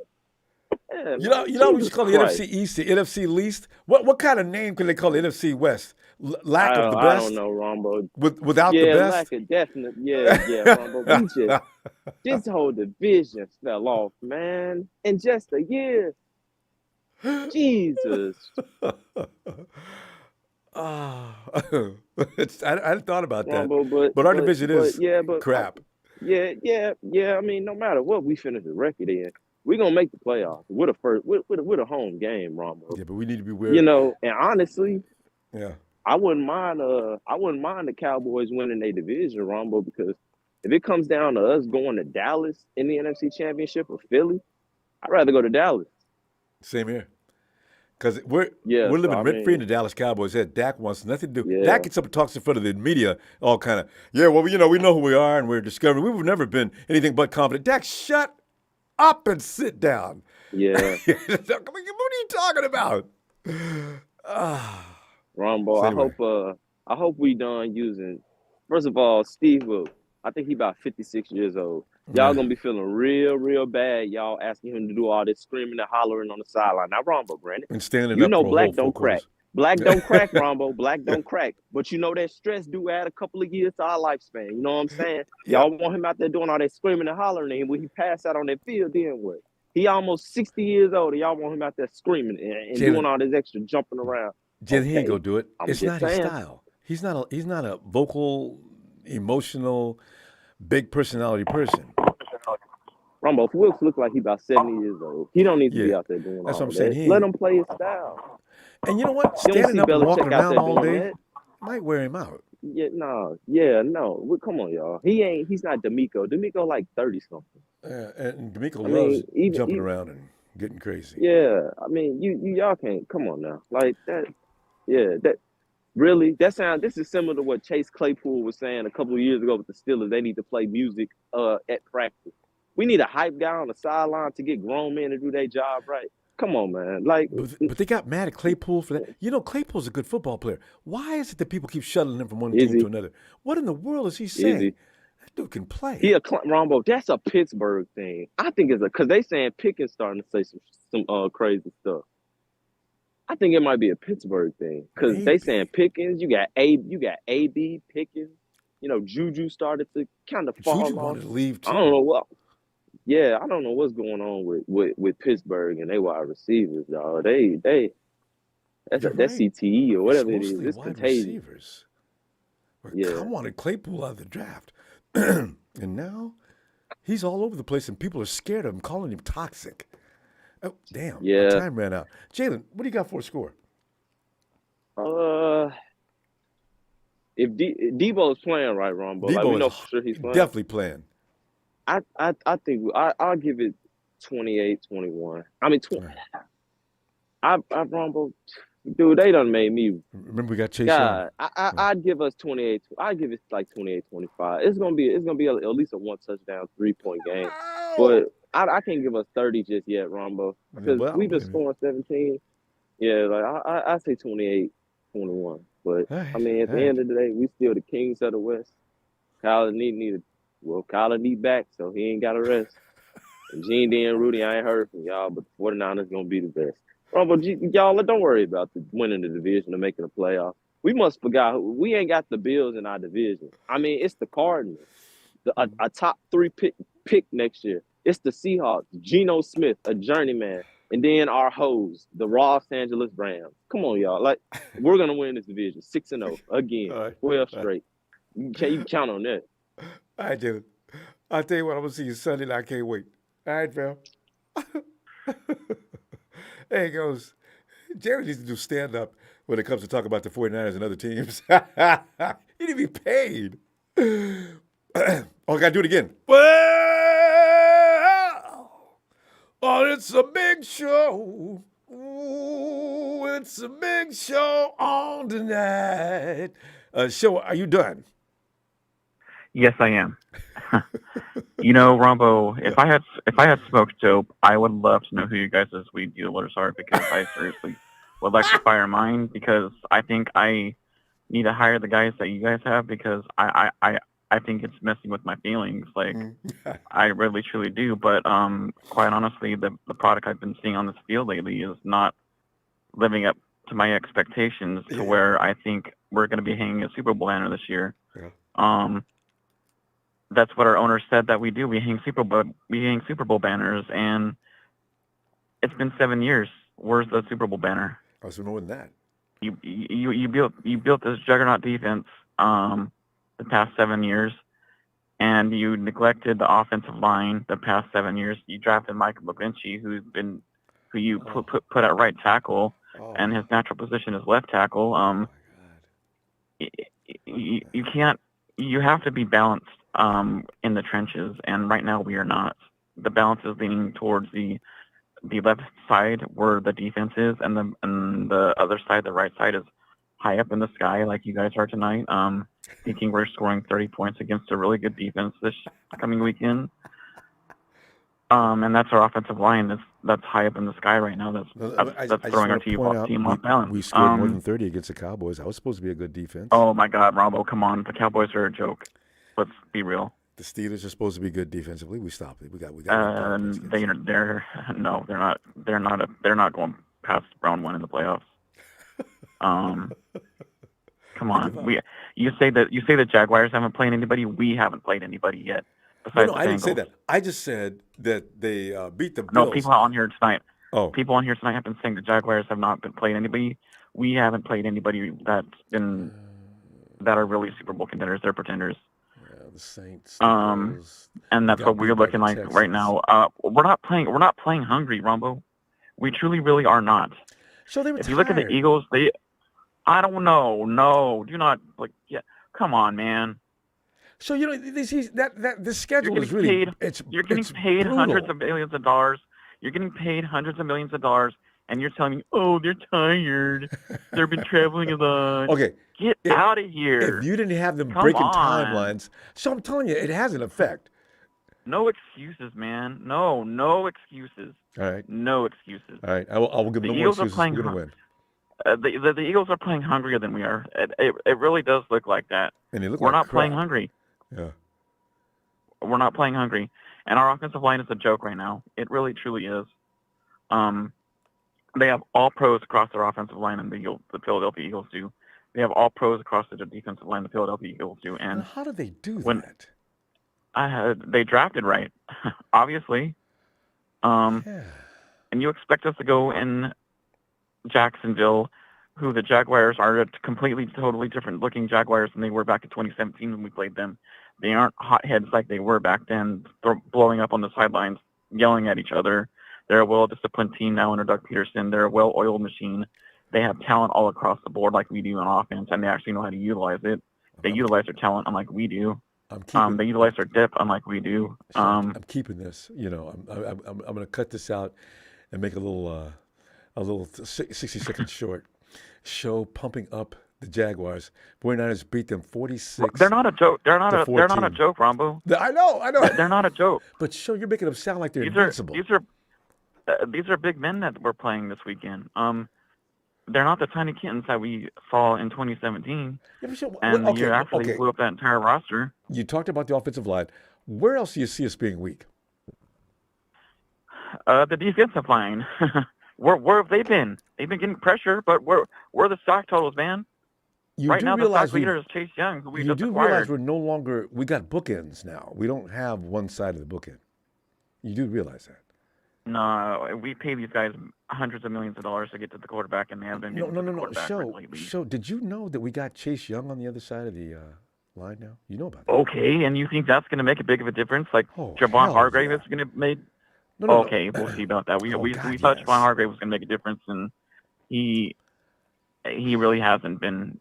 Like I said, moved the needle. I think at the beginning of this year. He did at the beginning of the season look good. I think he's been excuses hurt. again. Excuses. You know what though? If I got two edges like I got now, it doesn't matter who's in the middle. Eric will be fine. Nick Bosa's not scary anymore like he was. Yeah, but you know what, Joe? In 10 weeks, you know that all off season, not doing anything but laying around and working out, lifting weights. I got a feeling Nick Bosa's got ready to play now. I don't think he likes the scheme, but he might like it now. I hope so. I mean, yeah. Different We're paying him all defensive this money front, to get Joe. the quarterback. And So know this: you're going to run. You're going to rush four guys, no doubt about it. Before, no, you better not do that. You better put another guy up there. Hold on, it's four guys now. Everybody else, man coverage, and look for Fred and Dre to go. But I'm telling you right now, Joe. you have a beaten up Javon Hargrave going into this weekend. Drake Jackson is out this weekend. Drake didn't have anything to do with anything anyway. Well, he had for 3 sacks the first game, and he also all of a sudden disappeared. You're right. Well, yeah, and that's what I'm saying. Don't look for Chase to disappear. So before we have what score you got though? 24-18. All right, Jaguars. Yeah. How did I know that? Our offensive line is a joke. Our offensive line is laughing stock, ranking last at the bottom of the league. Trevor Lawrence is the better quarterback is going to win this game, and the better quarterback is Trevor Lawrence. All right. So there's no arguing in there. I'm going to quote you on that. All right. Now, what I love about you doing this show is I can say it's gonna be brace yourselves for the 4th straight loss because it's coming weekend. It's not going to be pretty the next few weeks either. Going against the Seattle Seahawks, the Baltimore Ravens, the Philadelphia Eagles. Okay, stop you, Bob. You're scaring me now. All playoff contenders. So. Oh my God! All right, so shout out to everyone. All right, take care. Good night. And then he says a pleasant take care and good night. Good night, Joe. I feel like the insurance man who just came over and asked for a premium for this next year that I can't handle. 49 Brian says, we must win my score 27-14 with Jake Moody sealing the deal at the end. 49 Brian, thank you so much. Do you notice after you get through talking the show, you have this, you're feeling a little crazy. Show's good at that. Hey, Tony. He's got a few points, Ronbo. Oh, he does, but I feel like somebody I was in the middle of the night, I broke the door down, ran through my house, and grabbed my favorite 49er paraphernalia and ran out the back door, and I don't know which way he went. Damn. What you want to go ahead and amplify on some of the points you think were justified by the big meanie. Well, offensive line for one. Well, yeah, everybody agrees with that. You know, I mean, Brock needs a little bit more time to get rid of the ball. And as far as people comparing Wilkes and D'Amico, the stats go like this. Yeah. Wilkes has allowed 86 rushing yards per game. Average. This is average, right? In the first 8 games. D'Amico is allowing 132 rushing yards per game. And Wilkes is 5-3, and D'Amico was 3-5 the other way around. Oh. Wait, you're talking about last year, aren't you? I'm talking about, D'Amico, when, you compare the two, like people comparing them to, for the first 8 games that D'Amico coached, like, No, it did take a while for that defense to wake up last year. We had to make our way to first. We didn't start out in first and stay in first last year. I keep reminding people of that, but nobody wants to hear it. Yeah, you got to pump the brakes on this guy a little bit. I think, Ronbo, to put it bluntly, I mean, you've seen by that tweet that I posted, excuse me, Kyle Shanahan's up there at the press conference and he's cracking jokes. I know. This and that. He looks confident, doesn't he? There's nothing to worry about. The game's already in the bag, ladies and gentlemen. And I'm thinking to myself, you better pull your head in, buddy. All right? Because if you lose this one, and I'm going to blame him. Right? Because like you said, we seem to have no problem at all marching down the field and putting 7 points on the board straight away. Right? That's amazing. And or if the shit hits the fan and we're in panic mode, all of a sudden, with a couple of hurry-up plays, we're down there in 75 seconds and we've got another 7 points on the board. But we're 20 points behind at this stage. Tony, you point out something that was also another phenomenon. We got behind, and I forget which game it was, but as soon as we got behind for the first time in the game, we hustled back down the field and got in that end zone right away. I says, they've got a light switch going on thing here. Man, what is that with that? They had to wait till they fall behind. Shanahan's the one calling the plays on the sideline, Ronbo. Like if he's holding back, with his playbook, and I don't really want to call this one because they'll know about it. Stiff shit if they know about it. You need to win this game, right? You can reinvent that play 50 different ways. Oh, it's all of them have concepts. You don't have to run it the same way all the time. It doesn't have to be recognizable. You're absolutely right. Open the playbook and get some of these other kids that some of the other commentators have seen during the beginning of the season and preseason that are saying, these kids should be on the field playing. Darrell Luter Jr. and there's people there apparently that can make a difference. Absolutely. Jordan Mason, dare I mention his name? Oh. Kyle acts like he stole something off his table during the lunchtime. Yeah, it's got to go by Kyle Shanahan's boner. I know. It doesn't make any sense. The one. I mean, it's beyond ridiculous, to be quite frank with you, brother. Really, I mean, it's beyond. There's other teams out there that got rookies playing. The rookies are just absolutely killing it. Our ones have to go through some sort of, I don't know, vetting. Whatever it is. It's like going into a university. You got to go through this, and this, and then you're officially a member. I said, Kyle, he's already proven and that then he you can got to get get 50 lashes know, for your initiation program, and then Drink all right, we'll have you on the field. Wait, before that though, you got to drink a glass of mule pee.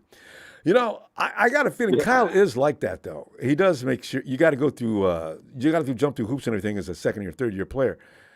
When really that's costing him a lot of talent. We're going to find out though. Because he's, to me, is the mastermind of just like one of those snakes that sneaks away in the background, and now Wilkes and everybody else is in the foreground, and everyone seems to focus on them, but no one wants to focus on the big dog, the main culprit, who's calling every single play on the sideline there. And I mean, when are they going to learn that we need an offensive line? Your quarterback needs another half a second or a second to throw the ball. Get some people. And especially, it's not rocket science. Especially a kid like Brock Purdy, who hasn't been through this enough to know or have a line of thinking he goes to immediately when this happens and this happens. He does a good job, though. When plays do break down, he seems to know what he's doing. That's why I know he's going to be good. He just needs to go through these things a few times. He does a good job, and I think even he's covering for Kyle Shanahan in his press conference by blaming himself, covering up calls and things like that. Yeah, he did, didn't he? He went up there and made Kyle proud. I think he knows what it takes to keep Kyle in your good graces, because don't piss him off. Yeah, on his good side, yeah, that's right. I think he's covering for Kyle more than anybody. Because Jimmy wouldn't. But, I mean, Jimmy's out there taking sacks and read his lips as he's walking off the field. This place sucks, Whoa, and Jimmy. The other thing, Ronbo, is it sticks out like a sore thumb. But when you got Azeez Al-Shahir and Jimmy Ward at the back there, it makes all the difference. Your missed tackles are gone. They're all taken care of all of a sudden. Now those guys are gone, and this problem that we've got with missed tackles is rearing its ugly head. I mean, one missed tackle is an explosive 40-yard run or whatever. 13 of them. In 3 games. Tony, we're going to get your score because we're going to run out of time. But listen, what do you got for a score? Are you a WL person, or do you actually give scores? I can't remember. Sometimes I give WL, but I'm going to go 21-17 in a close one. All right. Because I've just may as well throw my hands in the air. I've got no idea what's going to happen. It's either going to be a close one or we're going to blow them out. I think we're going to blow them out. Tony, I can't wait to talk to you Sunday so we can celebrate the big show. Right. I'll see you Sunday, Tony. All right, brother. Shout out to everyone, and see you in the next one. Looking forward to it. Cheers, Tony. Cheers, brother. Cheers. And, hey, Brian, come on in. 49ers, red and gold, rocking with those Niners till I'm dead and cold. Flexing with the red, flexing those colors all the way down in Mid-South, because the law says, know your damn role and shut your mouth. What's happening, Ronbo? We're going over to Jacksonville, just a little bit over there from where you are. And, it's time for Trevor Lawrence and company to realize that, no, you guys are doing a good job over here, but don't be talking about beating no 49ers. You know what's so funny? Vegas doesn't believe it. Most analysts don't believe it. If the 49ers go in there and pee in the bed, you know how bad they're going to talk about us, Brian? Oh, no. Mm-hmm. That's all right. You know what? The guys are ready to fight anyway. They got a little rest. I got Debo back out on the field. I got a guy on the right side of the defensive line. Boy, he can make a difference. I love what's about to happen. I can see this coming. What are you thinking? Ronbo, just think about it. The first 5 games, the formula, we got to keep the formula the formula. The formula in the first 5 games, we were healthy. Yep. And we executed. Yep. Crazy. You hear it. We healthy. We execute. That's why you have the 1s and your 2s. You have your first string and you have your second string. The last 3 games, we lost them because we were not healthy, and we didn't have an execute. Meaning that healthy, meaning that we didn't have our key guys. Debo, we know if Debo and Trent are out, if we know they're out, it might not. It's not going to be a good day. Trent is not there to help protect Brock Purdy's blind side. Debo is not there because he's like that Army Swiss knife. You know, he's the gadget guy. When all else fails, where's Debo at? We check down the Debo. And so going he's into have the that second, moment where he tears up the defense. Just runs through them like paper. He'll have that moment. That's what I like about him. Yeah.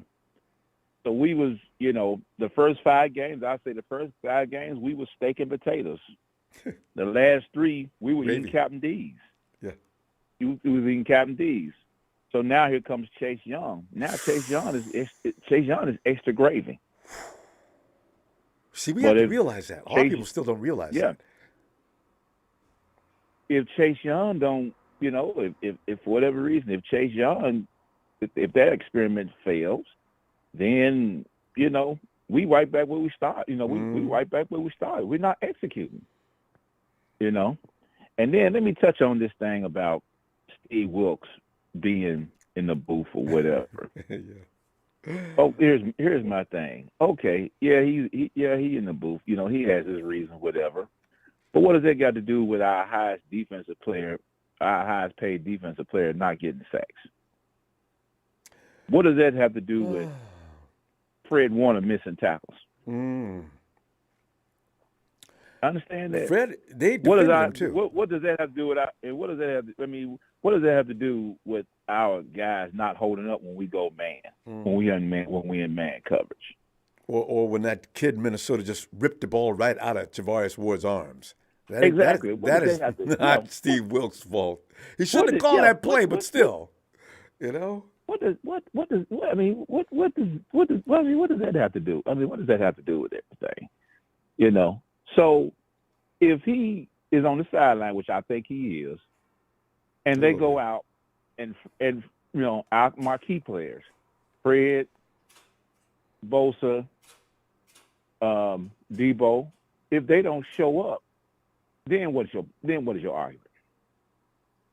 People always go if our defensive players continue to do what they did the last 3 games, and then okay, now all right, y'all talk Steve Wilkes. He's on the booth right now. So what does that have to? What have we proved? Nothing. That's why we didn't prove nothing. It's execute. Okay, well now he's on the sideline right now. Now he can cuss you out. Now he's closer. If anything, now he's closer to cuss you out right now. If that's what he do. Brian, he can't see the field though, and that's worrying me to death. I've always thought it is an advantage for the guy to be up in the box, but now he can't see the field.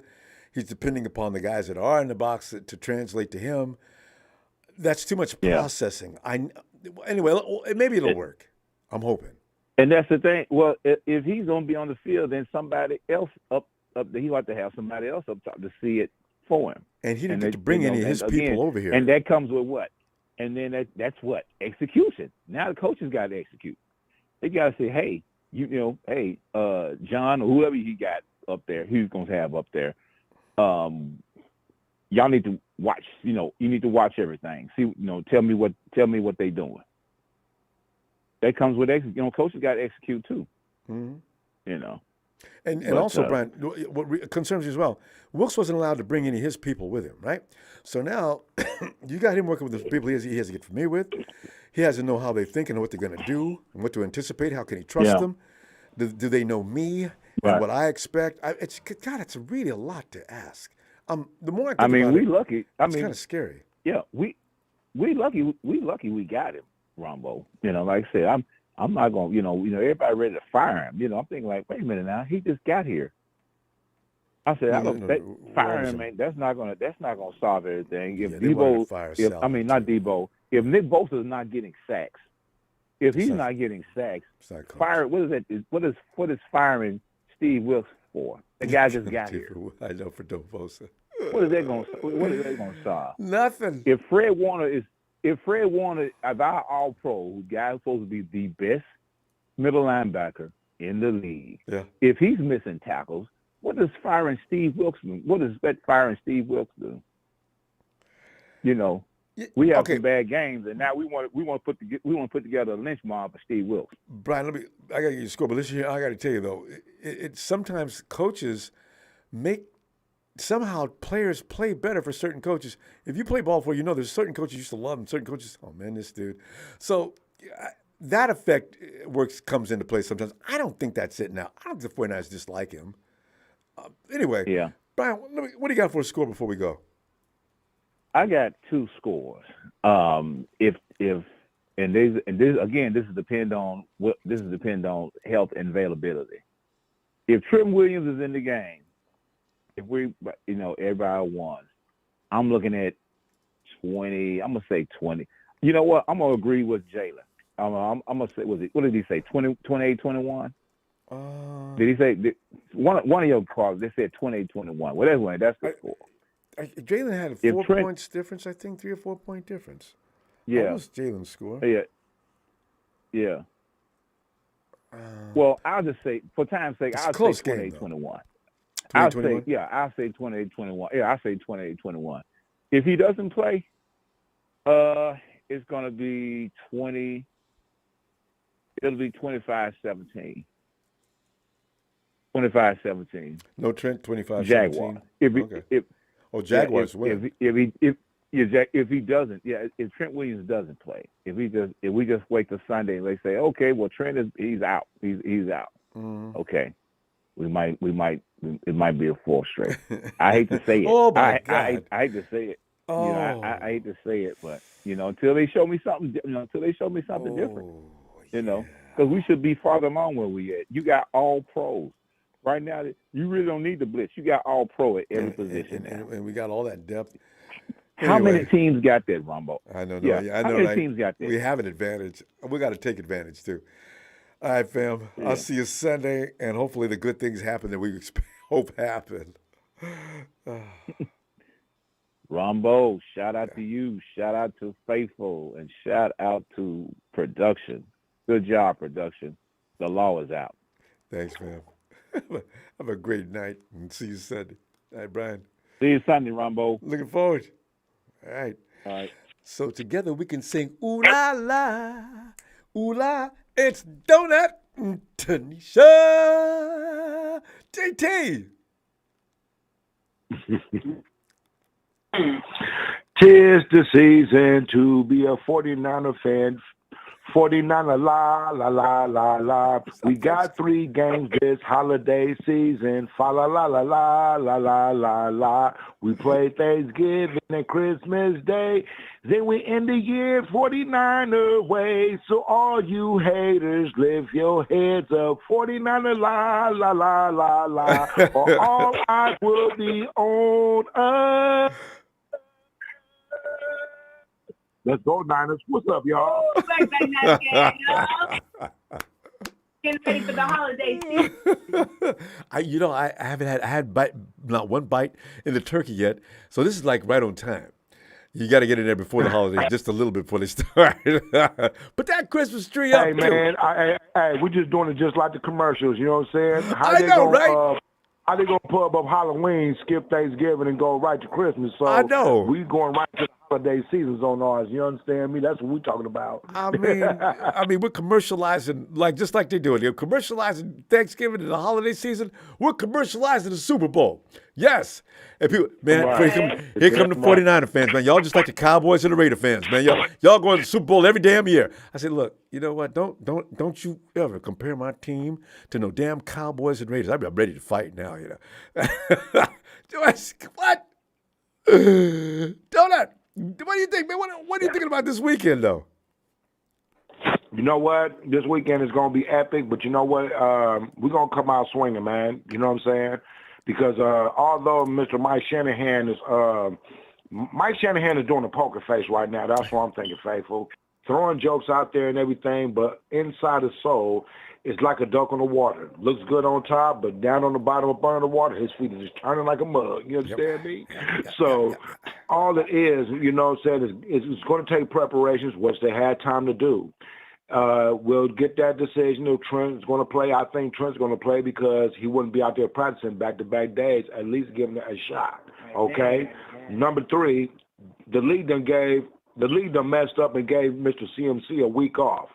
So he's about to come out there and get another touchdown, keep his streak going. Brock Purdy will at least throw 2 or 3 because he at least is mad. And special teams will get some in too. I'm excited about this matchup. It's going to be a barn fight, but we're going to be victorious this week.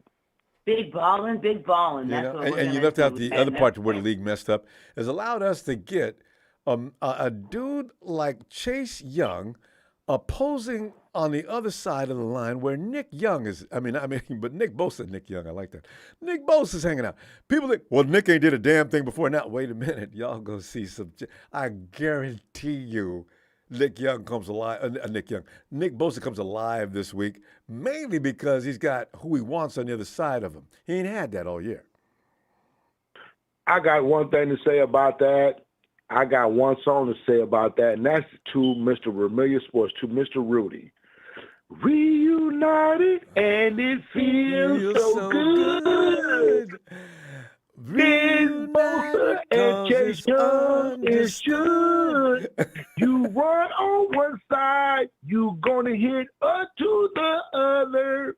And if you try to go up the middle, you gonna have N-A-N Hargrave. Hey. It's gonna be a problem. It's gonna be a problem. Hey, I love people this. do You know not what I'm saying? get it. They really don't. A lot of people don't see anything. Well, he has no. This is different. This is way different than anything we've had on the right side.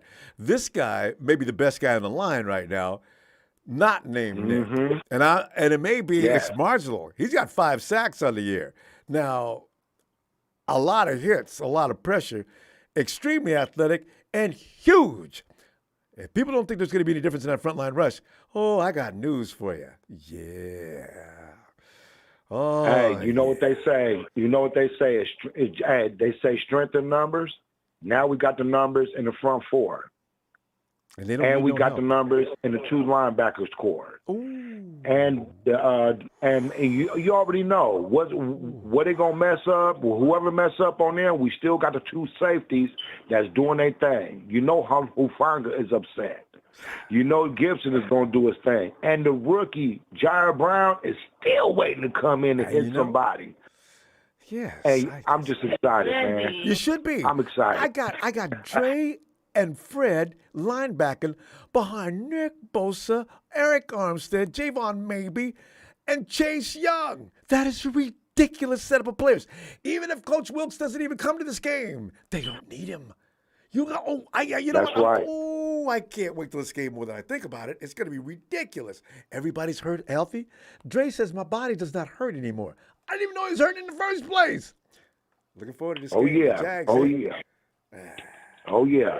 Oh, Mr. William Roberts, I see you on the chat saying that the Jags had a week off too, but I'm going to call them out. You understand me? You know, a lot of teams done had a week off that was on the run and they doing their thing, and they tend to be rusty because, you know what I'm saying, they're already on their high scope. They need to be knocked down. Now, if you look inside the Niners the last 3 or 4 years, every time we go on our bye week, we go on the run. No matter if it was Brock Purdy or Jimmy G in the past, we still go on the run. Get ready. We are ready. No, you're right. Actually, William Roberts is definitely stoking. He's saying the Jags may have got some rest, but we will win. The Jags' time off won't help them. And you know what? That's really true. The 49ers really needed that break to heal up. The Jags was healthy before they went on their bye week. Oh, yeah. But you know what, though? ETM, he's a good quarterback. We're known to shut down the best of them. Mr. Evan Ingram is a good tight end. We got schemes, and we have my man who is the others. We have my man Dre Greenlaw who has the speed to chase him down. Fred Warner can too. I'm not worried. You know what I'm saying? Just call the right scheme. And it's gonna be okay. Just like 1 through 5. It's the time to come back. You know what I'm saying? It's time. Let's do this week. We got Tampa Bay next week. Then we got the bird season the next 5 weeks after that. So let's take care of this week first. Yes. Exactly what we do. Don't know what Stay faithful, Niners. Stay faithful. Got to do it. Hey, what do you and Denise, what is your score? Oh, yeah. My score is we're going to be Purdy. He's going to score 30. And the score is going to be 30-15, 49ers. The defense will handle business. And Mr. World Mirror Sports, you calling me out? Oh, Rudy's such a joke. Rudy, I love you, even though you're having a losing season. By the way, chat, ask Rudy, it took you 30 years, they did it. Ask Rudy, if that 30 years is such a big deal to him, why in hell haven't the Rams caught up with the 49ers in 30 years? There's an easy answer for that. It's a true reason, because we're a Ferrari, and there's that lemon that came out the parking lot. It just came out the parking lot and broke down like that one car on the Blues Brothers after they did their job. So that's all it is. He never answers that question. Oh, yeah, well, 30 years to count. Well, why haven't you caught up? Because you suck. Hey, Rudy, before I get off the phone, you say the Jags will win. If the Jags win, brother, go ahead and get you one of them cheap cigars like you did in the Super Bowl. Go ahead and get you a $1.99 Super Bowl. You know what I'm saying? Which I know it won't happen. So that's all I got to say, brother. You understand me? We will win this. Rams will lose. And that's all I got to say. Shout out to the law. Shout out to my man Shabazz. Shout out to the Big Show. And to all the faithful. And to Productions, we love you. Ronbo, keep doing your thing, because we got one thing I like to say. Ooh, we're going to win. We're going to win. One more time. Ooh, we're going to win. We're going to win. Y'all have a good night, y'all. Say that again, y'all. Stay faithful. Good night, Tanisha. See you Sunday. Good night, Ronbo. Good night, faithful. It's so much fun. Yeah. All right. 30 years. Why have you caught up then? He ain't got no answer, because there is none.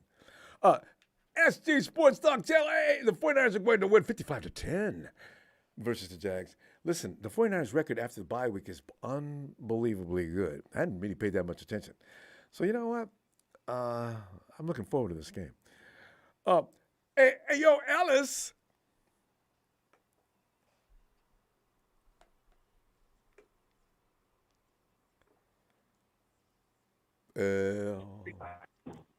Yo. Ellis, come on in, man. We're in here. We're celebrating way too early, but we're having fun with it. Ellis, we're looking at this game. There's been some changes made. You got Wilkes coming down from the booth. You got Chase. I'm going to kill everybody out here, including some of my teammates if they get in my way young. You've also got Debo coming back, of which we did not realize there's a balance out there. It's like that cowboy who takes a gun from another guy. That's got good balance. You should be able to shoot pretty well with that. See, there was an imbalance with Debo out. It'd take a little while to get used to. But now you got all three of these guys back together along with – I kind of like what's about to happen. I just wish, in fact, it may be Ellis that T. Williams may not play. We'll see. Well, what are you thinking? First and foremost,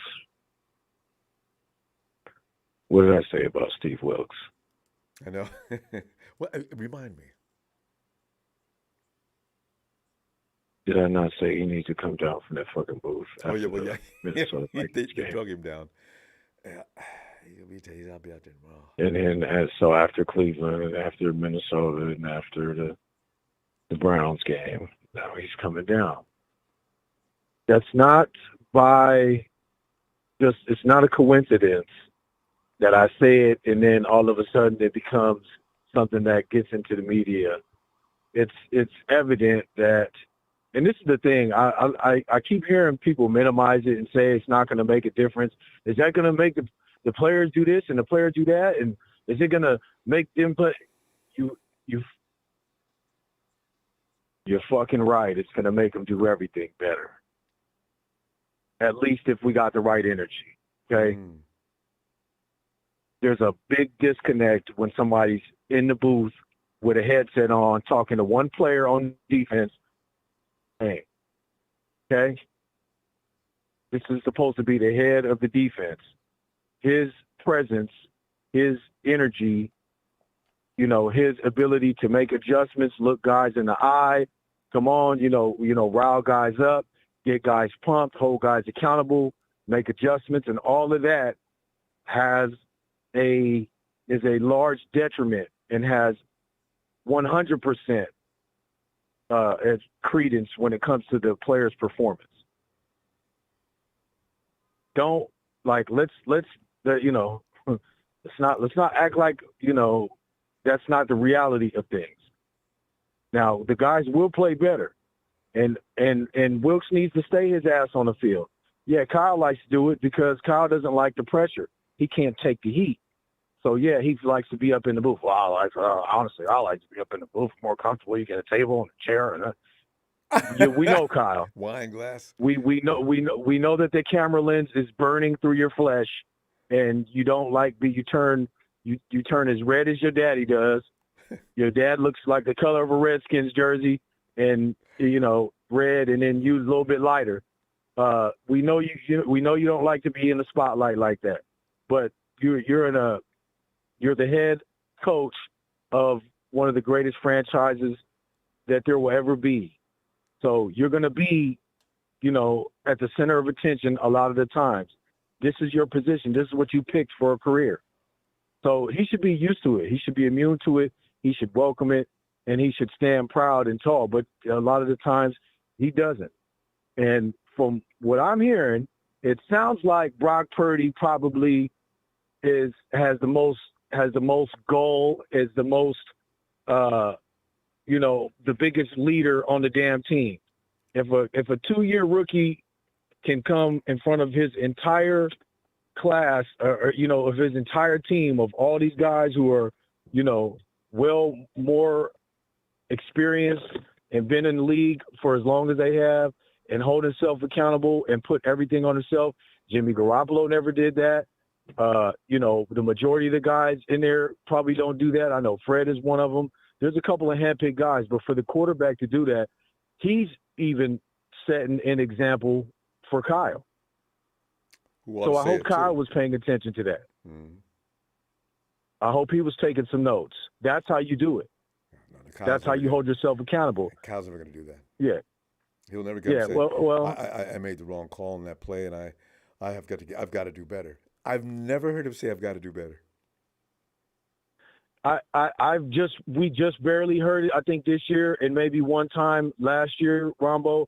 But to be a head coach for now 7 seasons or whatever, and to be in the league as long as he has, that's probably a family thing. It's probably something that was passed down from his dad.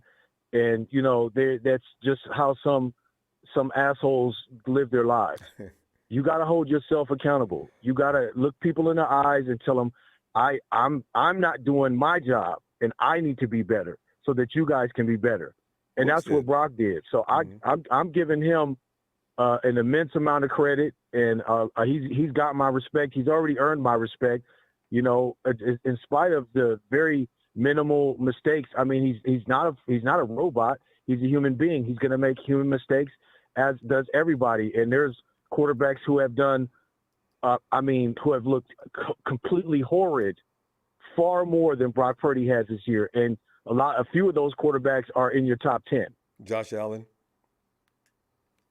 Come on, man. Josh Allen, just to name a few. Mm-hmm. Yeah. I'm just saying. So, but to get back on the track, man, I know this is going to have a big difference.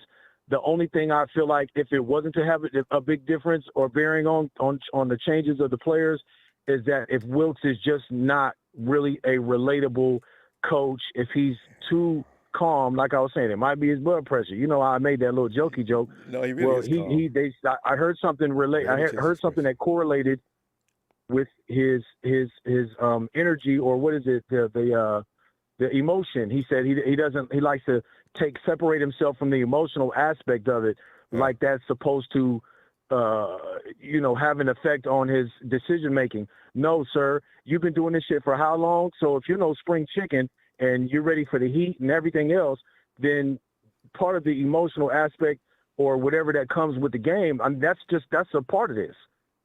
Absolutely, Ellis. You still got to be able to say, okay, you guys, all right, let me think, let me stay laser focused, let me make sure my coverages and everything are still intact. Mm-hmm. Let me still be able to do. You have to still be able to do your job. So don't make it like that. That has, is going to affect you in that in that way, and that's why you separate yourself. And you I just don't want to hear no bullshit no more, Bo. Yeah, and that's why with Kyle as a result of that conversation. Ellis, we got to pull up though. Let me get your score, and I'm gonna see you Sunday so we can celebrate. What do you got? Yeah, I'm not tripping off Trent not being there. I'm glad Bo is back. Trent needs to sit out, dude, or we're going to lose him for the season. If Trent Williams comes and plays, he's going to be done. That ankle is going to turn into something else, and then we won't be seeing him until God knows when, if he even comes back next year. So let's not play those games. Let's get Ronnie Bell in there. Ankle turn into a cankle. Yeah, I mean, he's going to be walking around with a peg leg or a peg ankle for the rest of his fucking life. Trent's not going to do that to himself, so let him sit out and let the young guys come in and play, Ronbo. This is put up or shut up. We're going to get a tackle. We're going to get a corner in the draft next year. Let's just suck it up and let's let these guys play, man. All right. No more excuses, man. I don't want to hear it. For the score, this is a good damn team we're playing, y'all. So let's cool it. Let's cool it. We gotta come in and play our game. But let me get 31 to 31-27. Right. The most points I've given a team in a long time. I know that's a lot. So there's some respect there. So let's see what happens. God. I don't think they're going to get that much. If our defense plays, they'll be lucky they get 21. But Trevor and them, they got Tank Bigsby. Y'all look out for Tank. That's another running back that they got from Auburn. That boy's a beast. It's not just ATN, only. Right. They got a stout player, a stout personnel there. All right, fam. We got to go right, man. Hit that like, subscribe. You know where you at. Hey, it's all good, man. You know what it is. Yeah. Whole life. You're my best in that squad. All right, Ellis. I'll see you Sunday, fam. I appreciate it. Right. Shout out all the family, man. Yeah. All right.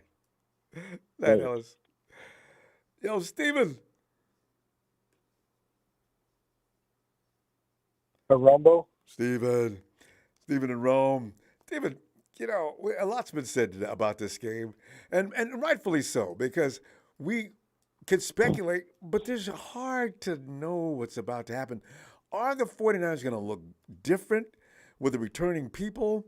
Is Chase Young going to be like a black hole as far as for the other team is concerned? You can no longer do a damn thing against the 49ers defense now.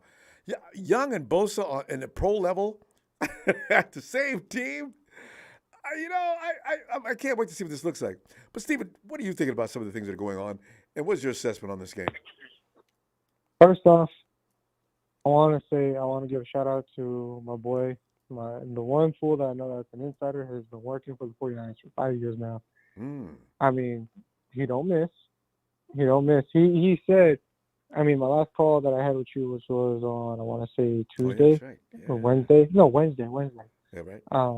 I had said that on Monday night, wasn't it? There was a stark difference in that locker room where Steve Wilkes had that disconnect, and the problem was that everyone in the elephant in the room was the fact that he was in that goddamn booth. And I asked him, I was like, what do you think he should do? He was like, he needs to come down. He needs to come down. He needs to be rowdy. I mean, the 49ers in general is a very emotionally driven team. They feed off of emotions. I mean, look at Chris Kucerek, and his guys. Those guys will die for that man. Robert Saleh, D'Amico, yeah. Yeah, when the coach is fired up, the team is fired up. You got to think of it like raising a kid. I mean, when the parents are happy, the baby's happy. When the parents are like, whatever, the baby's going to be like, well, what the hell? What am I doing? So, with that being said, do I think him coming down from the box and coaching on the sidelines is going to help the team? Absolutely. 100%. Because now he's not just talking to a headset. He's talking to his team because now he's going to have time to really assess everybody, He's going to be able to And call look it out in on the real field and time. see if a guy's fast, slow, see some of the points that you can take advantage of a little better. There are some pluses for sure, though. I'm just worried he doesn't know what he's doing Yeah. yet. But one thing I will say is that I haven't spoken to him since he got in Jacksonville. But I will say adding Chase Young as an additional piece to that defense should help because it's going to take, I guess you could say, the workload off of Fred and Dre to kind of play the middle position instead of having to rush in all the time. Yeah. If Hufanga can stay the fuck back and just play spy like he's supposed to, that'll be great. If we get our corners up to shape and up to speed, Travarius Ward might not have to do any more PIs. So Trent does need to stay out. That ankle actually is a lot worse than what they think it is. I figured as and much. that's why he's kind of just been limping his way in and out of practice. The reason why, Debo stayed out was because that hairline fracture would have become a lot worse. Of course. And it was a hairline fracture. It wasn't a small fracture. It was a hairline fracture. But the problem is that the way they run him and how he runs and plays would have resulted in a season-ending injury. Yeah. McCaffrey, you don't really have to worry about him because homeboy gets the luxury treatment just because he is their star. So he gets all the best practices, all the best reps, all the best, recovery time compared to everybody else, unfortunately. But as for Brock Purdy's dialing it in, the kid apparently, from what I was told, he's been doing nothing but studying. He's been nothing but studying. doing I don't know how what? much studying. Study. Oh. Yeah. So he's been looking over plays, pretty much analyzing everything. He's going back at old tapes. He's looking at everything. I'm saying people need to know he's still in learning. He's still in training. People expected him to be looking like a 5-year polished pro. I said, God, man, how stupid is that? You need to wait a minute, okay? There's a lot of quarterbacks, some of the greatest of all time, that came in the league and took a little time to develop. We all jumped on the bandwagon. I mean, I'm not gonna lie, I was even about to hype, but I also knew his time was gonna come. I just didn't think it was gonna be that catastrophic in 3 games, But it is what it is. It's whatever. Dan Marino had how many touchdowns in his entire career before he didn't even win a Super Bowl. No. Dan Marino is considered one of the greatest QBs to ever touch that field, and he did not win a single Super Bowl. And you're right. He's one of the best, too. But Peyton Manning started off Tom Brady wasn't allowed to do anything but hand the ball off for a long while.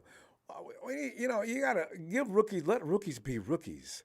And then after a year or so, if they're still looking like rookies, now you can come down on them. But nobody walks into the NFL and just comes in kicking ass. Okay, once in a while.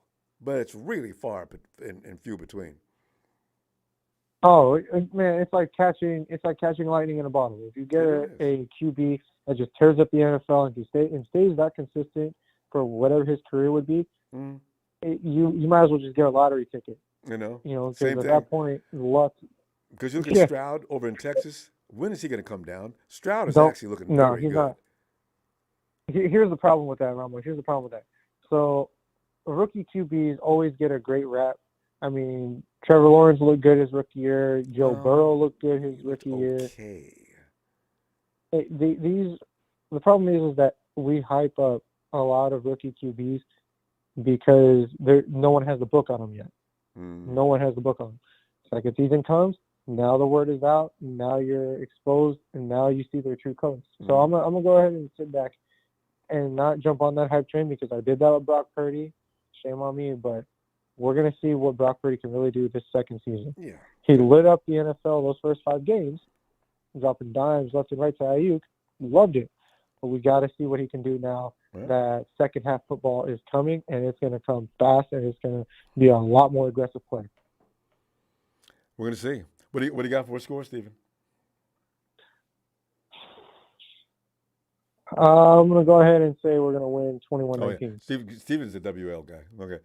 So Steven's Yeah. got us winning this week, as opposed to Papa Dragon and Big Show, who have us losing. All right. I don't think so. I think they're finally going to get their momentum back.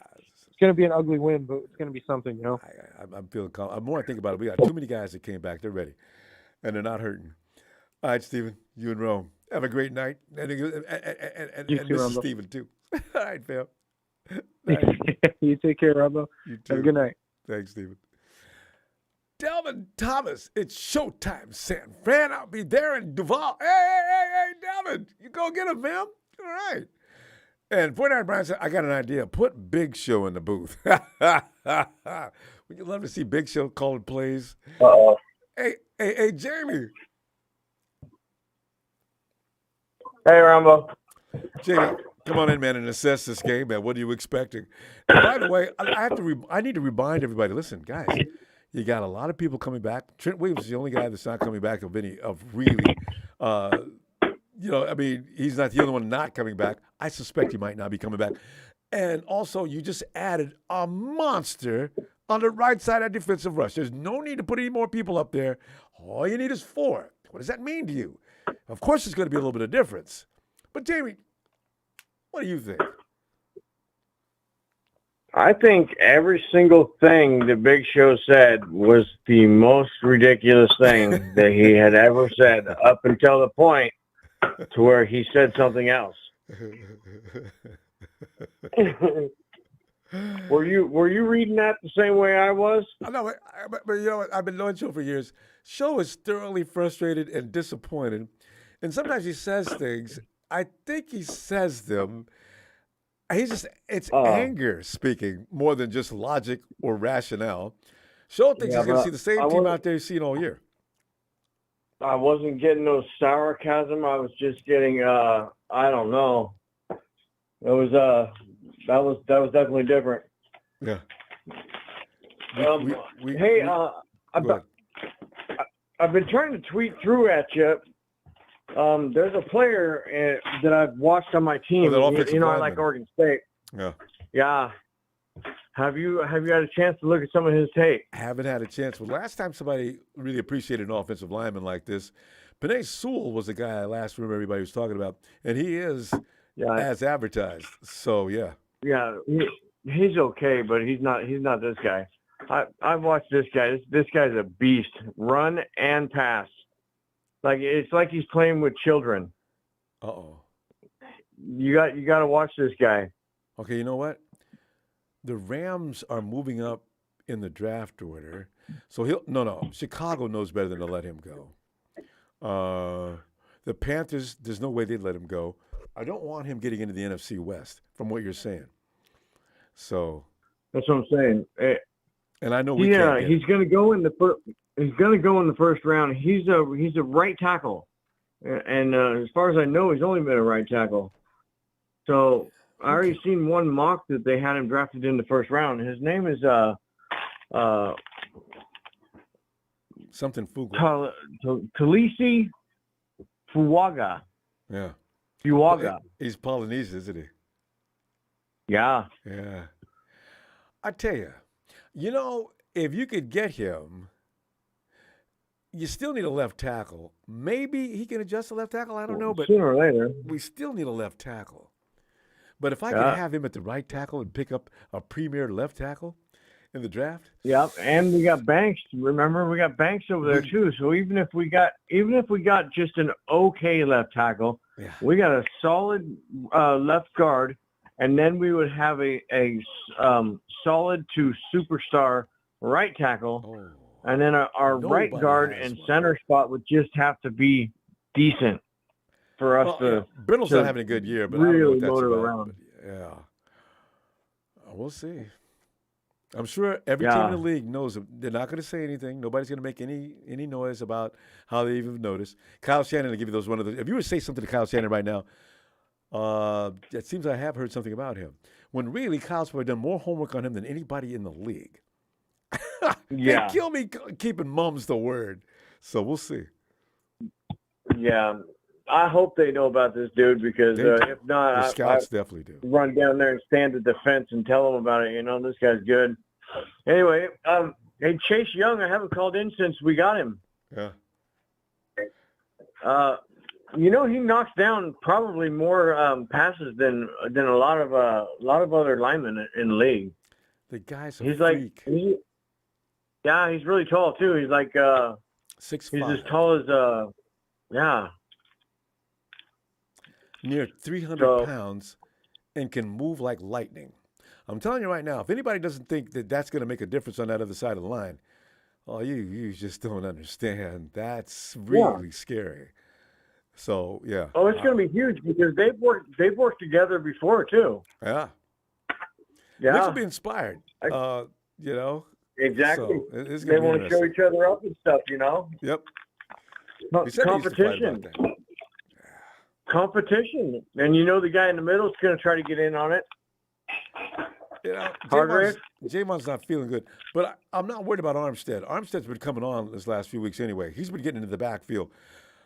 I like what this line's going to look like.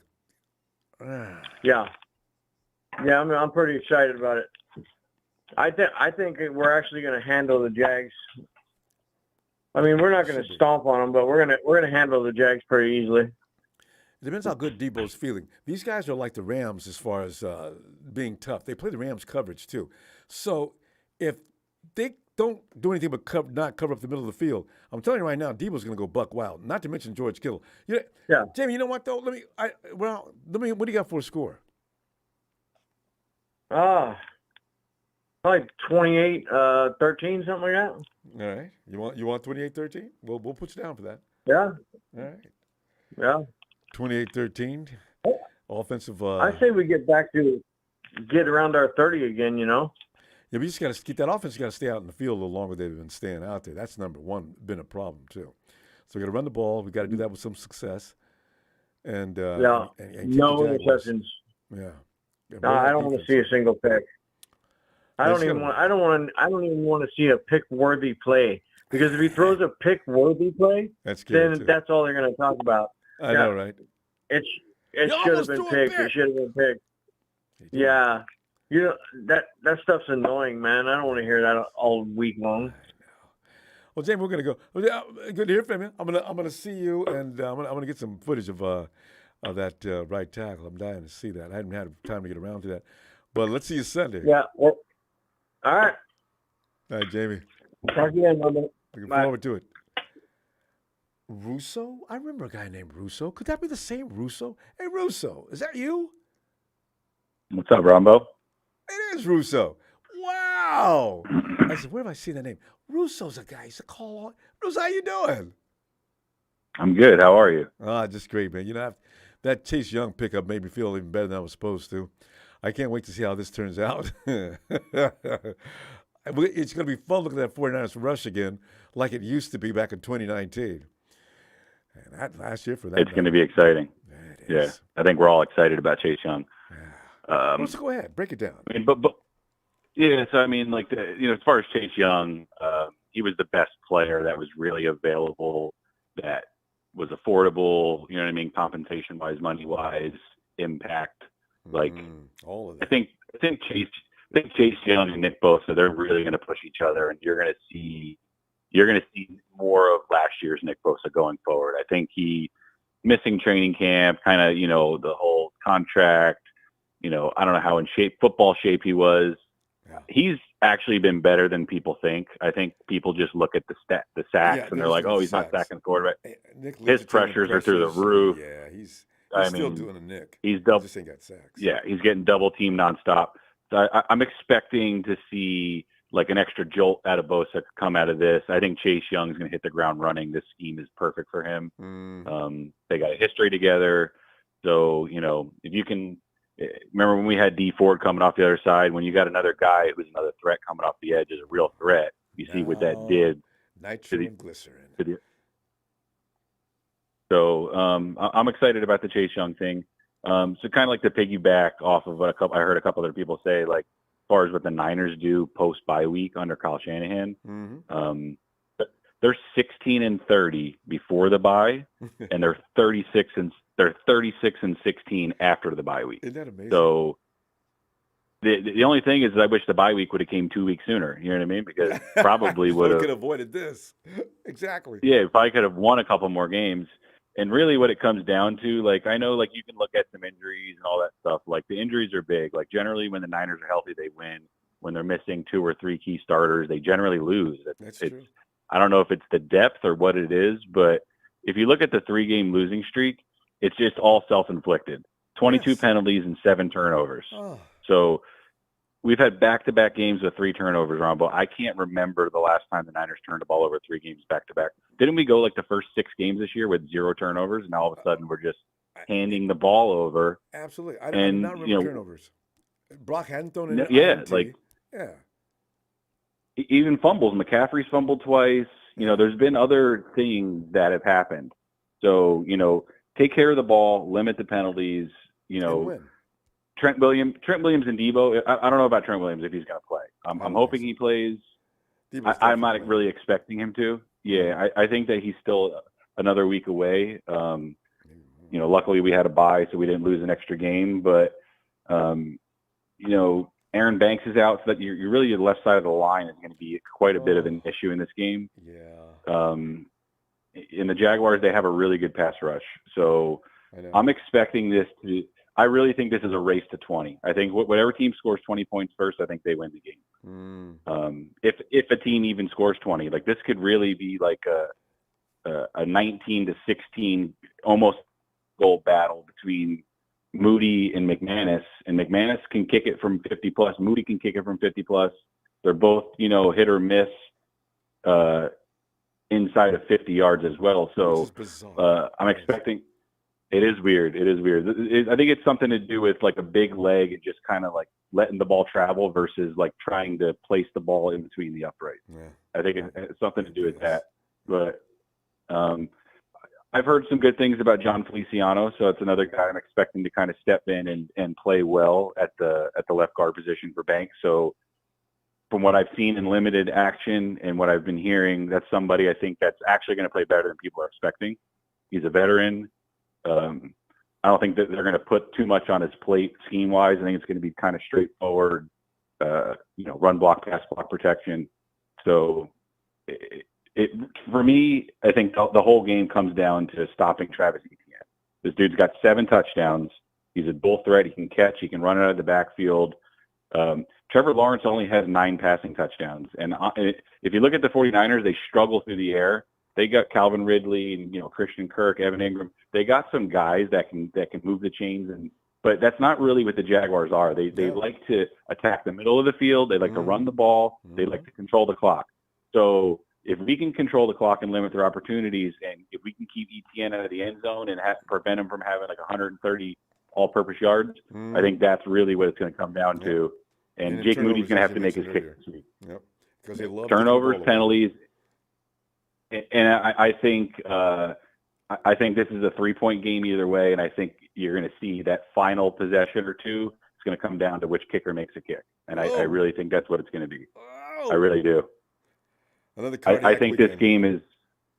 I think this game's got like 19-16 written all over it. It's just going to be. You can put McCaffrey in for. Yeah. I was say 44 points is the over/under, so it's not going to be a big scoring game. I think it's going to be a very, very hard-fought defensive battle, a lot of red zone defense, a lot of punting, a lot of field goal kicks. I think it's going to be one of the lower scoring games that we're going to see all season. Yeah, I really do. And if you remember, even when we played the Jaguars 4 years ago, we went there. Remember the game? Like, it was really just sloppy and like kind of just low scoring. And it may have rained in that one, yeah. And I think I don't remember who the quarterback was. It was probably like Nick Mullins or something. So you can kind of throw that all out the window. But this is what I'm expecting. That's what I've been seeing. That's what I'm seeing. And Doug Peterson, his post bye week, he's 16-3 after the bye week as well. It was Jimmy Garoppolo.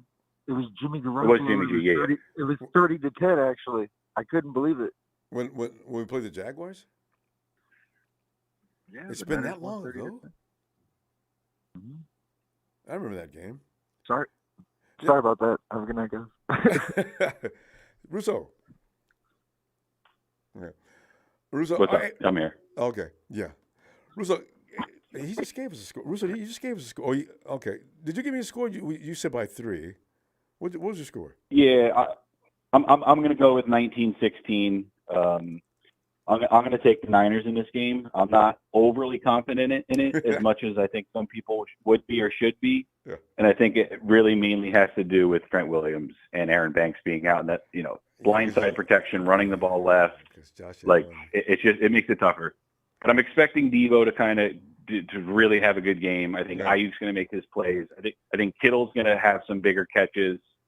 McCaffrey. So there's enough there. And I think adding Chase Young is going to kind of balance it out a little bit for us with having to cover for 5 seconds. Everyone's like, oh, Travarius Ward sucks all of a sudden. I was like, well, I mean, we're not getting to the quarterback. So you could put Deion Sanders on a receiver and ask him to cover him for 8 seconds. I mean, he's probably going to have to hold him.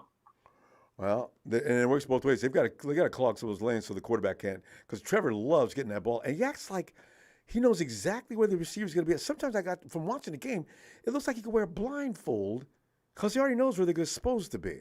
That's what I've been waiting for our receivers to do. We're going to find out, though. Yeah. Russo, we got to go. Yeah, but they like to get the ball out quick. All right, yep. All right, Russo. Good to hear from you again, fam. I'll see you Sunday if you got time. All right? All right. Have a good night. You too, Russo. We got one over here from Big Show, I think.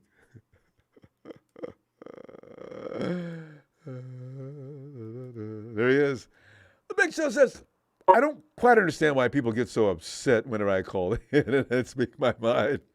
I do know the game and I am knowledgeable at times. In fact, I'm your encyclopedia during draft time. I want a Super Bowl like everyone else. I concur on Super Bowl. He is definitely sharp as a razor. He doesn't always agree with us about going any place special. But this is what I like about Big Show. See, I'm waiting to go ahead and get to the promised land. Because, see, Show, I told you to relax. Big Bill. Those Cowboys will never win nothing. They suck. They're terrible. They're horrible. If we was to pick a team in the NFC Championship, it'd be your Cowboys, Dallas, your Cowgirls. Yeah, Bill. But anyways, Bill, wait. I just want to ask you a question, though, Bill, because you know what? We don't got them this weekend. Wait, Bill. We're going to go with the Jags. Y'all talking about an L? Bill. I mean, instead of him scratching my head, listening to some stuff, laughing at what they're saying about the 49ers losing, and I'm just starting to think about how we whipped those Cowboys and how hurt they still are, and they want a rematch, and they're crying for a rematch. They're even crying for the NFL to rig it to where they can meet us again.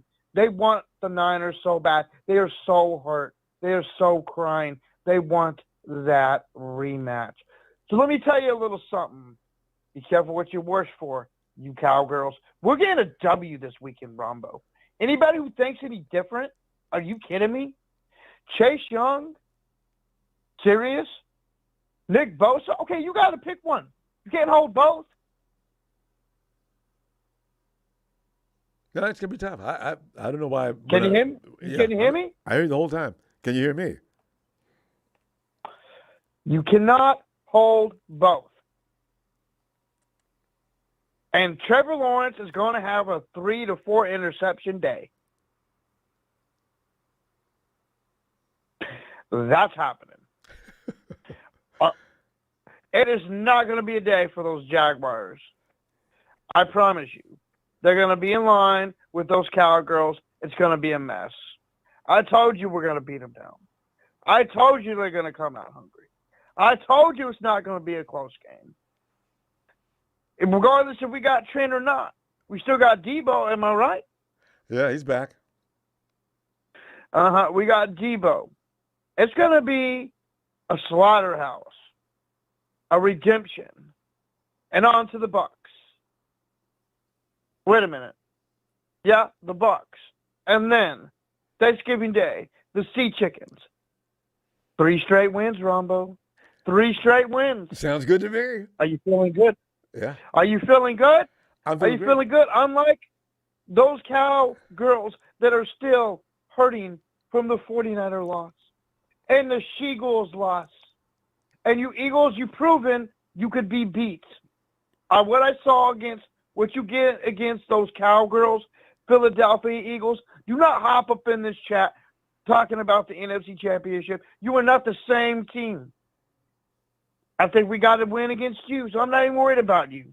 So it's the Ravens. I'm worried about the Ravens, yes. I'm worried about them. Yeah. But that's why I didn't want to lose 4 in a row. Are you feeling good? Yeah. Are you ready to be thankful of the 3 straight wins? Of course. We were talking about Thanksgiving Day now, too, huh? Yes. It is a 3 straight win week. I promise you. All right. This week, next week, and the Sheagle week. All right, so, Ronbo, I'm going to give you my score. All right. And you're going to love it. Okay. 49ers, 45. Jaguars, 3. That's really a beating. But you know what? They have no idea what's coming defensively. The 49ers, it actually could be a little serious. They already know what he likes to do. And now, as I said, those 2 edges are going to make it really difficult to get comfortable in that backfield. So you know what? Especially the likes of Chase. And I'm going to tell you this. Just like the old professional wrestler said, nobody's ready for those Niners this weekend. The Chase Young and Nick Bosa Express. Get hyped, Niner fan. Get hyped. Don't listen to the media. We got to stop listening to the BSPN. Right, Get Bill. hyped. I'll tell you what I'm going to do, Bill. Give me a 49er shout out. And make sure you send, if you got any family out there, Niner fan, that's a Cowgirl fan, send them some get well cards. They're going to need it. Niner shout out. Big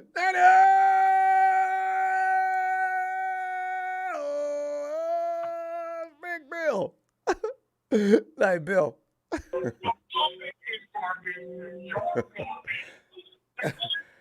Hey, what? It's Trey from VA, one of the founding members of TNT. Trey, get in there. Oh, Trey, come on in, Trey.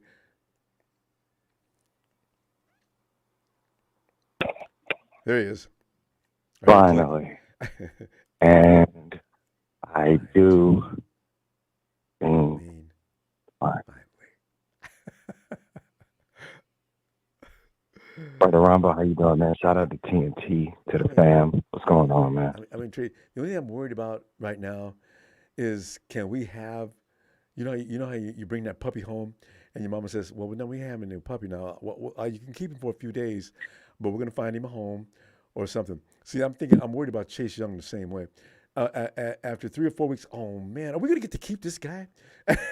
Man, it's ironic that you're talking about the puppy, man, because, for the last couple of weeks, that's how we've been playing, man. We've been playing like some puppies, man, but we ought to bring that dog out in Jacksonville. Yeah, we got a big Doberman, Rottweilers, yes. That dog. But shout out to TNT, fam. Shout out to you, Ronbo Production. But we got to get something straight. Y'all going to leave the show alone. A lot of you guys are new listeners. Shout out to you for picking up the program. Show been doing this forever. This is what he does. This is what he does, yeah. This guy's always falling. Yeah. But let me just show you something. Steve Wilkes is on the sideline because his job's on the line. Okay? Let's just get straight to the. As a matter of fact, Ronbo, I haven't called because I haven't needed to, but there's something that I need to install. It's been a while. Uh-oh. Trey has something to say. And now, we haven't done it for a while, but it's bring it out. Let me holler at you. Trey, let it out. Steven Wilkes. I don't even know if your name is Steven. For right now, your name is Steven. It's not good enough, brother. It hasn't been good enough. I appreciate you taking accountability. But let's be honest about a couple of things. First of all, we can't get to the quarterback, so we go get Chase Young, right? So stop playing 25 yards off the corners, okay? Jeez. I know you're afraid of guys getting burnt. Javarius has got to be injured or something because he's not playing the way that he's been playing. But the one thing that we can't do is keep giving up these 5, 6, 7 dinking yards. We can't keep doing this. So all the way down the field. Let's get to the offense. If you're going to do that, stop at the defense is actually playing well enough to win. Defense has actually been playing well enough to win. You losing when you give up 19, 20.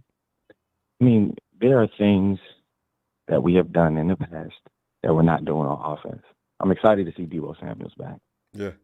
But people don't realize, everybody, oh, trade Deebo. Deebo doesn't do this. He's not a number one receiver. He's not. He's a number one playmaker. Yeah. Let me say that again. He's a number one. He's the guy you throw the 5-yard slant, he breaks it for 7 or 8 yards, and now it's 2nd and 2. Keeps the chains moving. We haven't had a lot of that. It's been Ayuk or bust. George hasn't been really getting off, got off against Dallas, really haven't done too much since then. We need Deebo back. He's a chain mover. Yeah. When he's not here, you feel it. 5-0 with Deebo. I did. 5-0 with Trent Williams. You feel it, right? You never hear me That's getting on the that type of trade stuff that you Deebo pay the argument, big money ever. for. No. That's what you pay the big money for. We have felt it. We haven't been able to move the chains consistently since he's been out. Let's be honest. 17 points. Going out here losing games that we have no business losing. But it's going to be all right because Deebo's back. Mm-hmm. It's because Deebo's back. And I'm trying to tell you guys, don't worry about it. We're going to get back in our groove. We're going to get back in our swag. Yeah. We're going to get back to doing what we do. It's going to be Deebo early, often, all the time. Yeah. You know it's Ronbo. And Trey, I just want to add to that. When you got Deebo and McCaffrey on the field, now the DC Come on now. is stressing. Come on now. That's what makes us unstoppable. He's trying That's to what unlocks the offense. Yes. That's what unlocks the offense because now teams are doing what? They're coming up. They're coming up to stop. They're trying to balance that defense. To stop CMC. They're coming up to stop. And then what do? We go to Ayuk. Yeah. We can't keep putting it all on him. Exactly. That's the now, formula. The Let Me Holler at Your segment was almost for him. Because he's been dropping some gimmies, some dimes, 3rd down passes. We need him to get back in his groove, too. So I'm excited to see our players back on it. I'm excited to see Chase Young. Chase Young is going to be released from the cage that he's been in. Can you believe that Chase Young was dropping in the coverage? He was dropping in the coverage. I was trying to tell you that the other day. He's an ultimate athlete. He's like, what is that, the ultimate warrior? He's that guy. Chase can do anything. People, Ronbo, did we not salivate over Chase Young? I mean, did we not salivate over him? Didn't we say, dreamed about man, we wish we had that drafting pick? him. We thought about it, right? Of course he may I not did. be what he was. He may not be what He's he getting was. back We to need it, him though. to be what he is. We need him to be what he is. And guess what he is, Ronbo? He's our sack leader. He showed up on Tuesday and he leads the team in sacks. And lead team immediately in sacks. Come on. Oh, Ronbo, I know we got to get up out of here. I know we got to go. We could do this all night. If Chase been starts too the long. game off with the first sack, Trey, that will ignite. It's You'll not hear an just that. We explosion. haven't had a presence You on the think it's- opposite side in a mighty long time. People forgot what Amenahue did. People forgot what Jordan Willis did on the low. Jordan Willis used to come off that edge, screaming. Even what's it, Ebukam? Ebukam could set an edge. Now he wasn't really Dude, great at sack. I'm gonna But you say don't something. run around that side. All right, I'm going to say something. And we're going to get up out of here. But if Cleveland Farrell, you wonder why we can't get a rush on first and teams are throwing on us on 1st and 2nd down because Cleveland Farrell is out there on the edge. I know. Say it out loud. Say it again. Cleveland Farrell is So out Chase Young is going to be out there on 1st and 2nd down. Yeah, throw the ball. I'm also excited to see Chase Young play a little bit on the inside too. Yeah. But you're We right. Yeah. Throw the ball. If you think Chase can't see that ball coming and move toward it, he'll come out of Do position. you guys remember the said they game don't Chase had against us? Oh. Remember the game Chase had against us? I felt He so. literally ruined. It was crazy. I felt so. It felt futile. I said, "Look at this dude. We throw the ball. He goes and catches it. He's running back for it. Oh my God! What is We this?" are going to be just fine. Agreed. We got playmakers back. We're going to get Trent back. We're going to look at the O-line. Brock Purdy's going to do what he does. Brock Purdy's not the gunslinger. He's the typical, prototypical game manager. He's the guy that you want distributing the ball. And when you only have one wide receiver, sorry guys, Ray ain't it. Jawan Jennings ain't it. It's just not. I would like to see a little more Ronnie Bell. Kyle don't play rookies. So we know what we're getting into. Kyle don't play rookies. Trey, what do you? Ronbo, You you got got to to score. go. I don't. We're going to win. And that's all we need. I don't care if it's 20 to 10. It's a dub. I'll let you, man. Shout out to TNT. Great to hear from you, Trey. Always appreciate it, man. I'm telling you, man, it's been too long since we heard it from you. All right, Trey. I see you Sunday. We get it back, man. Yes, sir. Night, Trey. Hey, Ronbo. Tell you, I agree with every word. people got to realize Chase Young is not just your everyday edge rusher. And just like he pointed out, remember we played him? Chase was catching passes. If you ran, he came out of nowhere. Some of us just don't understand.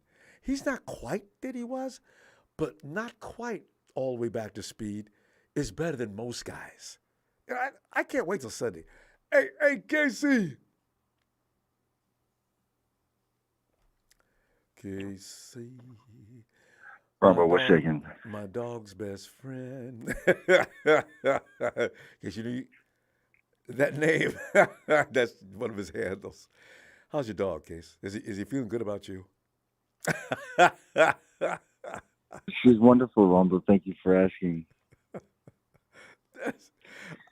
You made me realize as a kid, I was not my dog's best friend. I tormented that poor dog. I still remember some of the awful things I did to him. You know, when you're 5 and 6 years old, you don't have good sense. That dog put up with me, and he protected me with his life. If anybody came near me, that dog would tear you apart. But he had to endure me abusing him. Case, I'm glad to hear your dog is happy. Anyway, Case. Well, Ronbo, I'm not here to talk about the abuse that you had as a child. I love that dog, though. I was just stupid. You know, Ronbo, there's not many grown men I would wait 2 hours on the phone on a Friday night to speak to, but you happen to be one of them. I really appreciate it, Case. I can't wait to hear from you.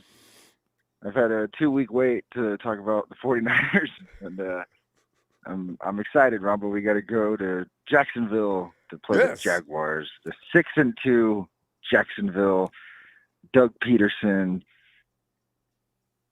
whatever they are. I don't know what they are. They're 6-2 somehow. They've been playing good. They've been coached well. You know, they're off the bye. I mean, they played really good overseas. I like the way Doug Peterson's coaching. Oh, man, they love playing. That's England's team. You know, they really love them. They feed off that energy, too. I like Trey's what Trey just said about Chase Young being the sack leader. Yeah, he comes over to us, the sack leader, right? Yeah. I mean, God, what have we been doing? Oh, is he really? Yes. We don't have a guy that has 5 sacks. Chase already has 5. Yeah, we're not kidding. Wow. I didn't know that. Yeah. I thought he had like 2. Anyway, no. I just thought it was funny that, you know, he joins the team on Tuesday and he's already the sack leader. I thought that's what was going to happen. It's an embarrassing joke, but it's true. Well, you know, this is what happens when Drake Jackson and Javon Kinlaw are, I don't know, enjoying that California sunshine too much. Who knows? Cleveland. And we well, you know what? What's his name started I out don't like a understand house of fire. either Drake of them. Jackson started out with 3 sacks and hadn't been seen since. Cleveland's over there. Yeah, Randy I don't Gregory's got a understand. sack, I think. I think that Javon Kinlaw and Drake Jackson are both freak athletes, and it doesn't make sense to me, Ronbo. I don't know football enough to tell you why their production has been so low. I can tell you Javon's not going to be back next year. You know, Drake's going to have. You don't think the 49ers are going to exercise their 5th-year option and pay another $5 million more or $10 million to get Javon Kinlaw back? You know that song that Vince McMahon used to come out of the back with? No chance! No chance! No chance in hell! You know, that's the same sound for Javon. Oh, you know, Ronbo, I was going to ask, too, whatever happened to the guy that used to call him with the Undertaker, you know? We used to wait like 2 minutes for him to start his call. I used to love that guy. Oh, yeah. Paul Bear? Who is it to call? It was a TNT guy, Ronbo. Oh. Damn it, Ronbo. What's his name? The only guy I can think of is Big call him Show. with the Undertaker. He's come in with the Undertaker. Oh, the only guy I remember is Someone in the chat. Someone in the chat, help me. I can't remember anybody specifically that came out with the Undertaker. With the gong, with his entrance. He came out You know what I'm holding talking about, Ronbo. that vase, that urn. Ronbo, the caller when he used to call in. You're talking about Trey, not Trey. Forget who it was, Ronbo. Take a lot of over-the-counter medication. No, I can't remember who we're talking about. Yeah. Yeah, well, no, that is Trey. No? Thought With it a was Trey. gong. That's what. Yeah, with the Undertaker's entrance. Ronbo, I've waited 2 hours to talk to you, and we spent probably about a minute and a half Trey's interest. trying to remember the Undertaker's entrance. Anyway, I used to think that was so funny, Ronbo. This guy spent so long, and we've spent about the equivalent talking about it. So no, it's I'm almost like telling you, he it was created Trey. He didn't use it tonight. Anyway, Ronbo, I'm not here to talk about the Undertaker's entrance. I'm here to tell you that I think it's one of those classic overtime games that the 49ers are probably due for. Seems like teams that compete for a Super Bowl are pretty much bound to get one overtime game a year. I think it's going to be 27-24. I'm going to come up with that name, Case. Production seems to know who it is, but we just haven't figured out the whole name. I was just talking about the guy that came out with the Undertaker's theme. But Case, go ahead. It doesn't matter, Ronbo. I'm sorry. 49ers are... Oh, man. Yeah, it's all good, Ronbo. I think the 49ers have to win. If they go 5 No, they really do. forward, You can't go losing it's, 4 in a row. That's just tacky. then it's uh-oh. Oh, really? It is serious. If they lose 4 in a row, it's really serious. Ronbo, do you think the Jaguars are going to pee in the 49ers cornflakes on Sunday? Do you really The Jaguars, can you imagine being the Jaguars? You're kind of worried that the 49ers are going to come in a little pissed off, right? And now they've got all their guys back, and they picked up Chase Young. If I'm the Jaguars, I'm like, oh, God, man. We got to be on our toes for this game. I think if Trent plays, they have a very, very good chance. But if not, they're going to start Feliciano at left guard too. So yeah, he's going to start.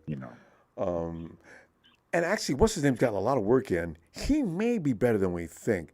Jalen Moore, Jalen Moore, Moore, or less.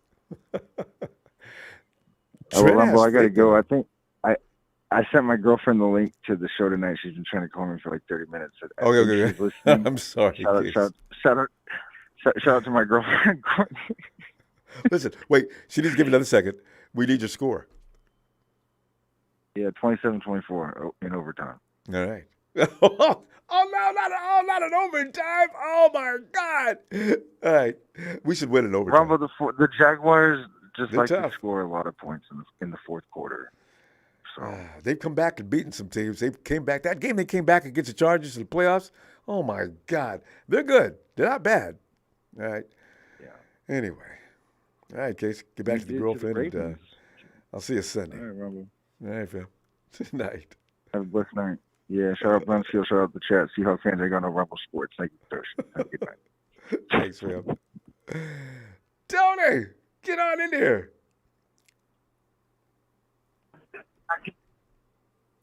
Ronbo, how you doing?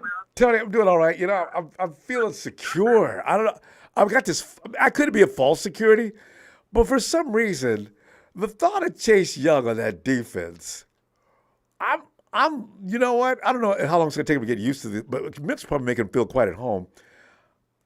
I'm thinking him and Nick together are going to be game changers, but we'll see. Oh, and like I was saying in your other show, different combinations. Nick gives a breather, and then you got him and Cleveland Farrell, or him and Randy Gregory. The different combinations y'all have, man. And it's keeping everybody fresh while the opposing offensive line are tired. And I do like the idea. Somebody brought up tonight, I forgot who that early on. You put Nick and Chase over on the same side and Randy Gregory on the other side, and Eric Armstead in the middle. That is going to be the fastest on the quarterback's butt line of all time. Yeah. All those former first rounders, man, you got. And if you can get some production out of Kinlaw when he gets some snaps, that's going to make it even better. That's asking too much. Javon, you know what, though? Javon has been a little better this year than last year. Of course, he's a little healthier this year. The 49ers might offer him something. It won't be what he wants, but they'll say, listen, Javon, here's what we got in mind. you can go ahead and check the market. We'll wait because we're not paying you over this amount, you know. So we'll see what happens with that. Yeah, Don Clickbait Bird making this point now, talking about the Jaguars are going to destroy you guys. Yeah, well, the Jaguars got a good young team. Yeah. I like their linebackers. Well, they play a 3-4. They got a former Falcon 6th round 2018 draft pick out of Yale, Foye Oluokun. Have you heard of him? No. Is he? I do know their defense. Oluokun, yeah, they're good. They're young. Yeah. Foye Oluokun, That's why I've heard of him. in tackle in 2021 with us. His last year with us. Oh, he's with the, okay, We so you know him decided really not well. to pay him. Yeah, we decided not to pay him after the 2021 season and let him go free agency. He signed a 4-year, $42 million contract with Jacksonville before last year. He led the league in tackles for Jacksonville last year. So that's 2 years in a row he led the league in tackles. Why'd the Falcons let him go? Because they're idiots. I was mad about that. Because they're idiots. He was a 6th-round pick. He's really smart. He went to Yale. The guy can tackle. And you know, they got Zach Allen. They got Kayvon, the first pick overall last year. What's his last name? Walker out of Georgia. Yeah. Trayvon Walker. And Trayvon, yeah. they got, they've been talking about him a lot. So, yeah. Yeah. They got him. And they got that the one kid I like out of Utah in the first round. Who do the Falcons have? Boy, Don. Who's that? That's your boy Don. It has to be. Oh, clickbait. That's all right, clickbait. Y'all gonna get y'all. How's Desmond Ritter looking? Desmond Ritter is taking a break. Clickbait. He's taking a break. He's still a rookie in his rookie season, even though it's his second year. He's learning the game. There you go. John Robinson doesn't look better than Jahmyr Gibbs. That's because he's not getting the carries. Don, I'm talking here. Stop. Anyway, by the way, it's Tyler Ledbetter, Case, from Ohio. Tyler did come in with that theme. I just realized. We got that straight now. All right, Tony, go ahead. Stop it, Don. All right, go ahead. Yeah, and like I said, I like Jacksonville's linebackers, Ronbo. They got this one kid in the first round from Utah. They had 2 first-round picks last year. The other kid was out of Utah, and he's pretty good. His name is Devin Lloyd. I don't know if you heard of him. No, Devin Lloyd out of Utah. After 1 year. You know what? This is the thing. You're right. Yeah, they got a lot of fresh young talents. I wonder who did that drafting, because Jacksonville hadn't been doing – oh, no. Oh, my God. You know who it was? You know, they've talked about Trent Baalke as if he didn't know what he was doing back in the days of working with the San Francisco 49ers. But one thing we can't say is I definitely pulled in a good depth. You know what? Trent wasn't good at picking up offensive players, but Trent could actually bring in some good defensive players. He brought in a lot of things that the cat drug in, but he, out of 3 picks, would be really probably pretty good. Yeah, and then, too, they had they drafted Chad Muma out of Wyoming. When Devin Lloyd wasn't ready, and Chad Muma balled out as the inside linebacker. So they got 3 nice, fast inside linebackers.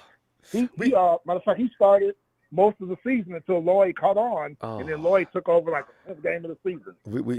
I just realized we got to beat that team because Trent Baalke's over there stalking that team. You know, and Trent didn't get a lot of. It was Chris McLaughlin. Anyway, McLaughlin built that team. McLaughlin had a problem with the sauce, so he had to go, and Trent took over. But Trent gets a lot of credit for that team. Granted, I think Trent picked up DeForest Buckner, Eric Armstead, Jimmy Ward. These guys all became good players. People don't like to give Eric Armstead a lot of credit, but they better know Eric Armstead's not a bad football player. In fact, he gets double teamed a lot last year because he was the only good player. Was that last year? Yeah. He got double teamed last year a lot. Eric Armstead is quick. There's been a couple other people that Trent's been responsible for defensively. Offensive line, I think that was Trent picking up AD and the Polynesian player. Yeah, Trent Baalke, he knows talent. I'll never say anything bad about him about that. He's just not a guy you want to work in your front office because nobody's going to get along with him. Yeah, they took former first-round pick of the Washington Commanders last year, right guard Brandon Sheriff. He's their starting right guard, former first-round pick. And I know Zay Jones isn't playing, but you got to worry about Calvin Ridley and Christian Kirk. And my biggest fear is if they put him on the edges, okay, but if you put him in a slot, I'm not sure how we're going to handle that. Because Kirk is small and quick twitch. What? Who covers your tight end? You got I got Fred and Dre. Evan Ingram's not going anywhere. I'm more worried about. Yeah, you got to worry about him. No, Evan will be dealt with. We played Evan Ingram anyway before. Fred and Dre can handle him. I'm more worried about who's coming out of slot. Because I'm going to have to move Ridley all over. Yeah, Ridley's a beast. Yeah, Ridley. You know what though? I have a feeling Javarius might be able to handle for Ridley if we could put any pressure on the QB. Ridley runs routes razor sharp though. Yeah, Trevor. But Ridley's route running is spectacular. Y'all's offensive line should be able to handle their defensive line, but them 4 dogs at linebacker, y'all got to worry about them. That's the strength of their defense. No, Josh Allen is frightening too, though. We'll see. Yeah. I got another. Yeah. What's that other? Trevor? Who's that guy in the front line defense? Is Trevor something? What? Trayvon Walker, the first player picked last year. Oh. Yep. The outside linebacker out of Georgia. Yeah. See. You got him at one outside linebacker. Yeah. And you got Allen at the other. Yeah. Good luck. We got to run the ball. Run the ball. Oh my God. That's what I would do. It's Jordan Mason time, Ronbo. Y'all gotta play that man. He can get you 600-700 yards easy. I need to get Kyle on the phone on a conference call and have 30 people. Kyle, we have something we want to say to you. Can you listen for a second? Who is this? Just hold on a second. And why is play Jordan Mason? In the period of time, he ends up breaking one at the end of the game. Why is that, Kyle? And then you don't play him for 3-4 games. You know, he does it all the time. Kyle has a thing about seniority. He is serious about that. He really is. Yeah. To the point where... You know who that backup quarterback is, don't you? Jacksonville's. Who? Oh, Chris. I mean, not Chris, but our guy. I know. Is he healthy? He was out for a while. Mullins. Yeah. But Ronbo, check out what Mr. Cowherd said. He picked Jacksonville to beat y'all 27-24. Yeah. You know how he analyzes? Yeah. He says the 49ers got a great organization. He says, but the better quarterback is Lawrence. He said, and the Jacksonville is catching up as far as personnel. He gives the personnel edge as far as players overall to Jacksonville because they're younger. I'm like, Cowherd been smoking something. No, but he's been right a couple of times. I think he picked some of these losses we have too. Yeah, he's smoking something. I mean, they're a good young team, but they haven't caught up to y'all because y'all offensive line is better than theirs. Here's the thing, y'all defensive line is better than theirs. Yeah, they've got to show up though. They can't just be out there on merit. They got to show up. Because honestly, there is just no reason why they should be able to stop the 49ers offensively either. Defensive line should not struggle with their offensive line. They just got to show up. Because as I said earlier, the 49ers are a hardened, grizzled group. They know what it takes to win. And they just got to go out there and apply themselves. Now, if they come out there half-stepping and lagging, this is a good thing because this is right after the bye week. The 49ers usually play the best football after the bye week. Now, that means... How healthy is Christian McCaffrey? Is he okay? Yeah, Christian's feeling good.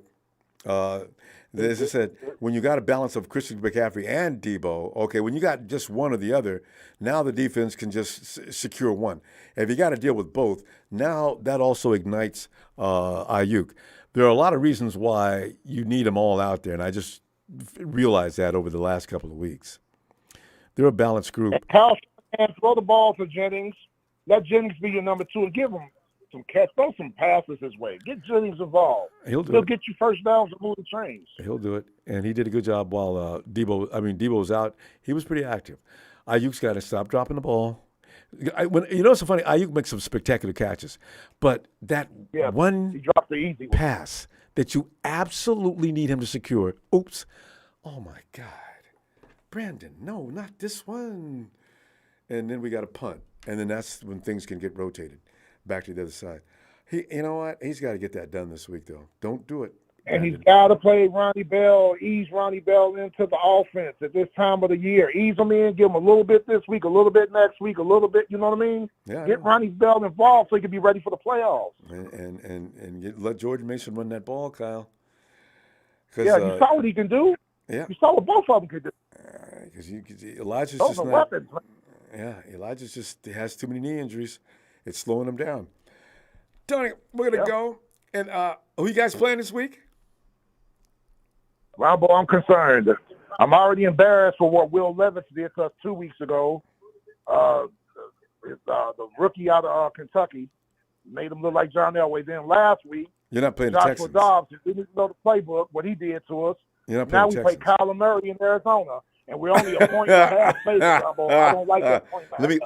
Let me set That your mind at means we're ease. gonna No, don't worry about Kyler Murray. If Dobbs was over there, you may have had some. Kyler Murray ain't finna do diddly. I'm telling you right now. I know. I know. We need to go take care of him. Take care of him. And because Campbell is turned into the team that drafted him, his old stomping grounds, Arizona. and now Dobbs went over there and immediately made the Vikings away. That's the Cardinals organization has always been suspect. This was a really bonehead move. If nothing else, just get kept Dobbs in case Kyler doesn't work out. Let's get something for him. I agree. Dumbass. Because Dobbs, this is his 7th year. Dobbs has finally developed, man. I would have kept him. But they're the worst team in football, and we cannot lose this game. On the positive side, Calais Campbell has had 2 sacks in the last 2 games, including the safety last week. So hopefully he keeps it up.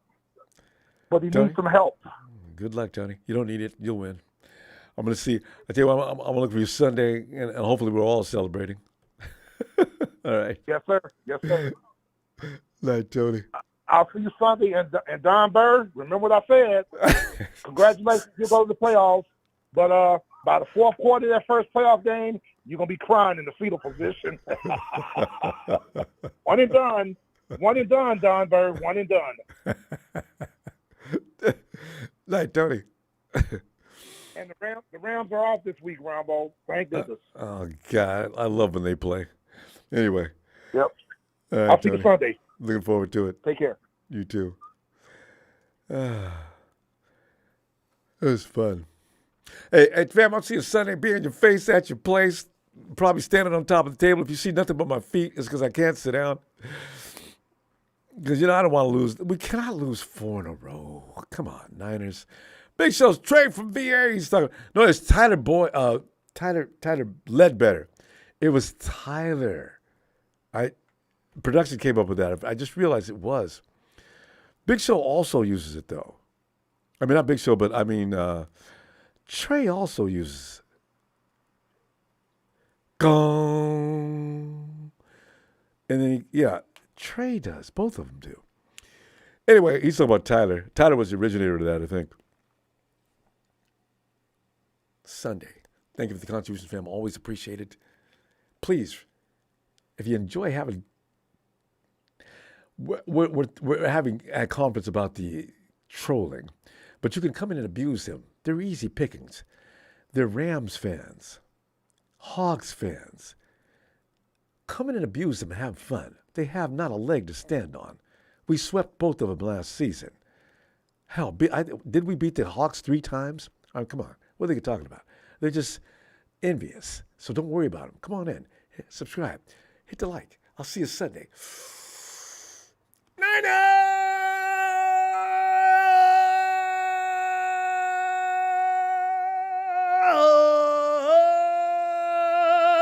I love doing that.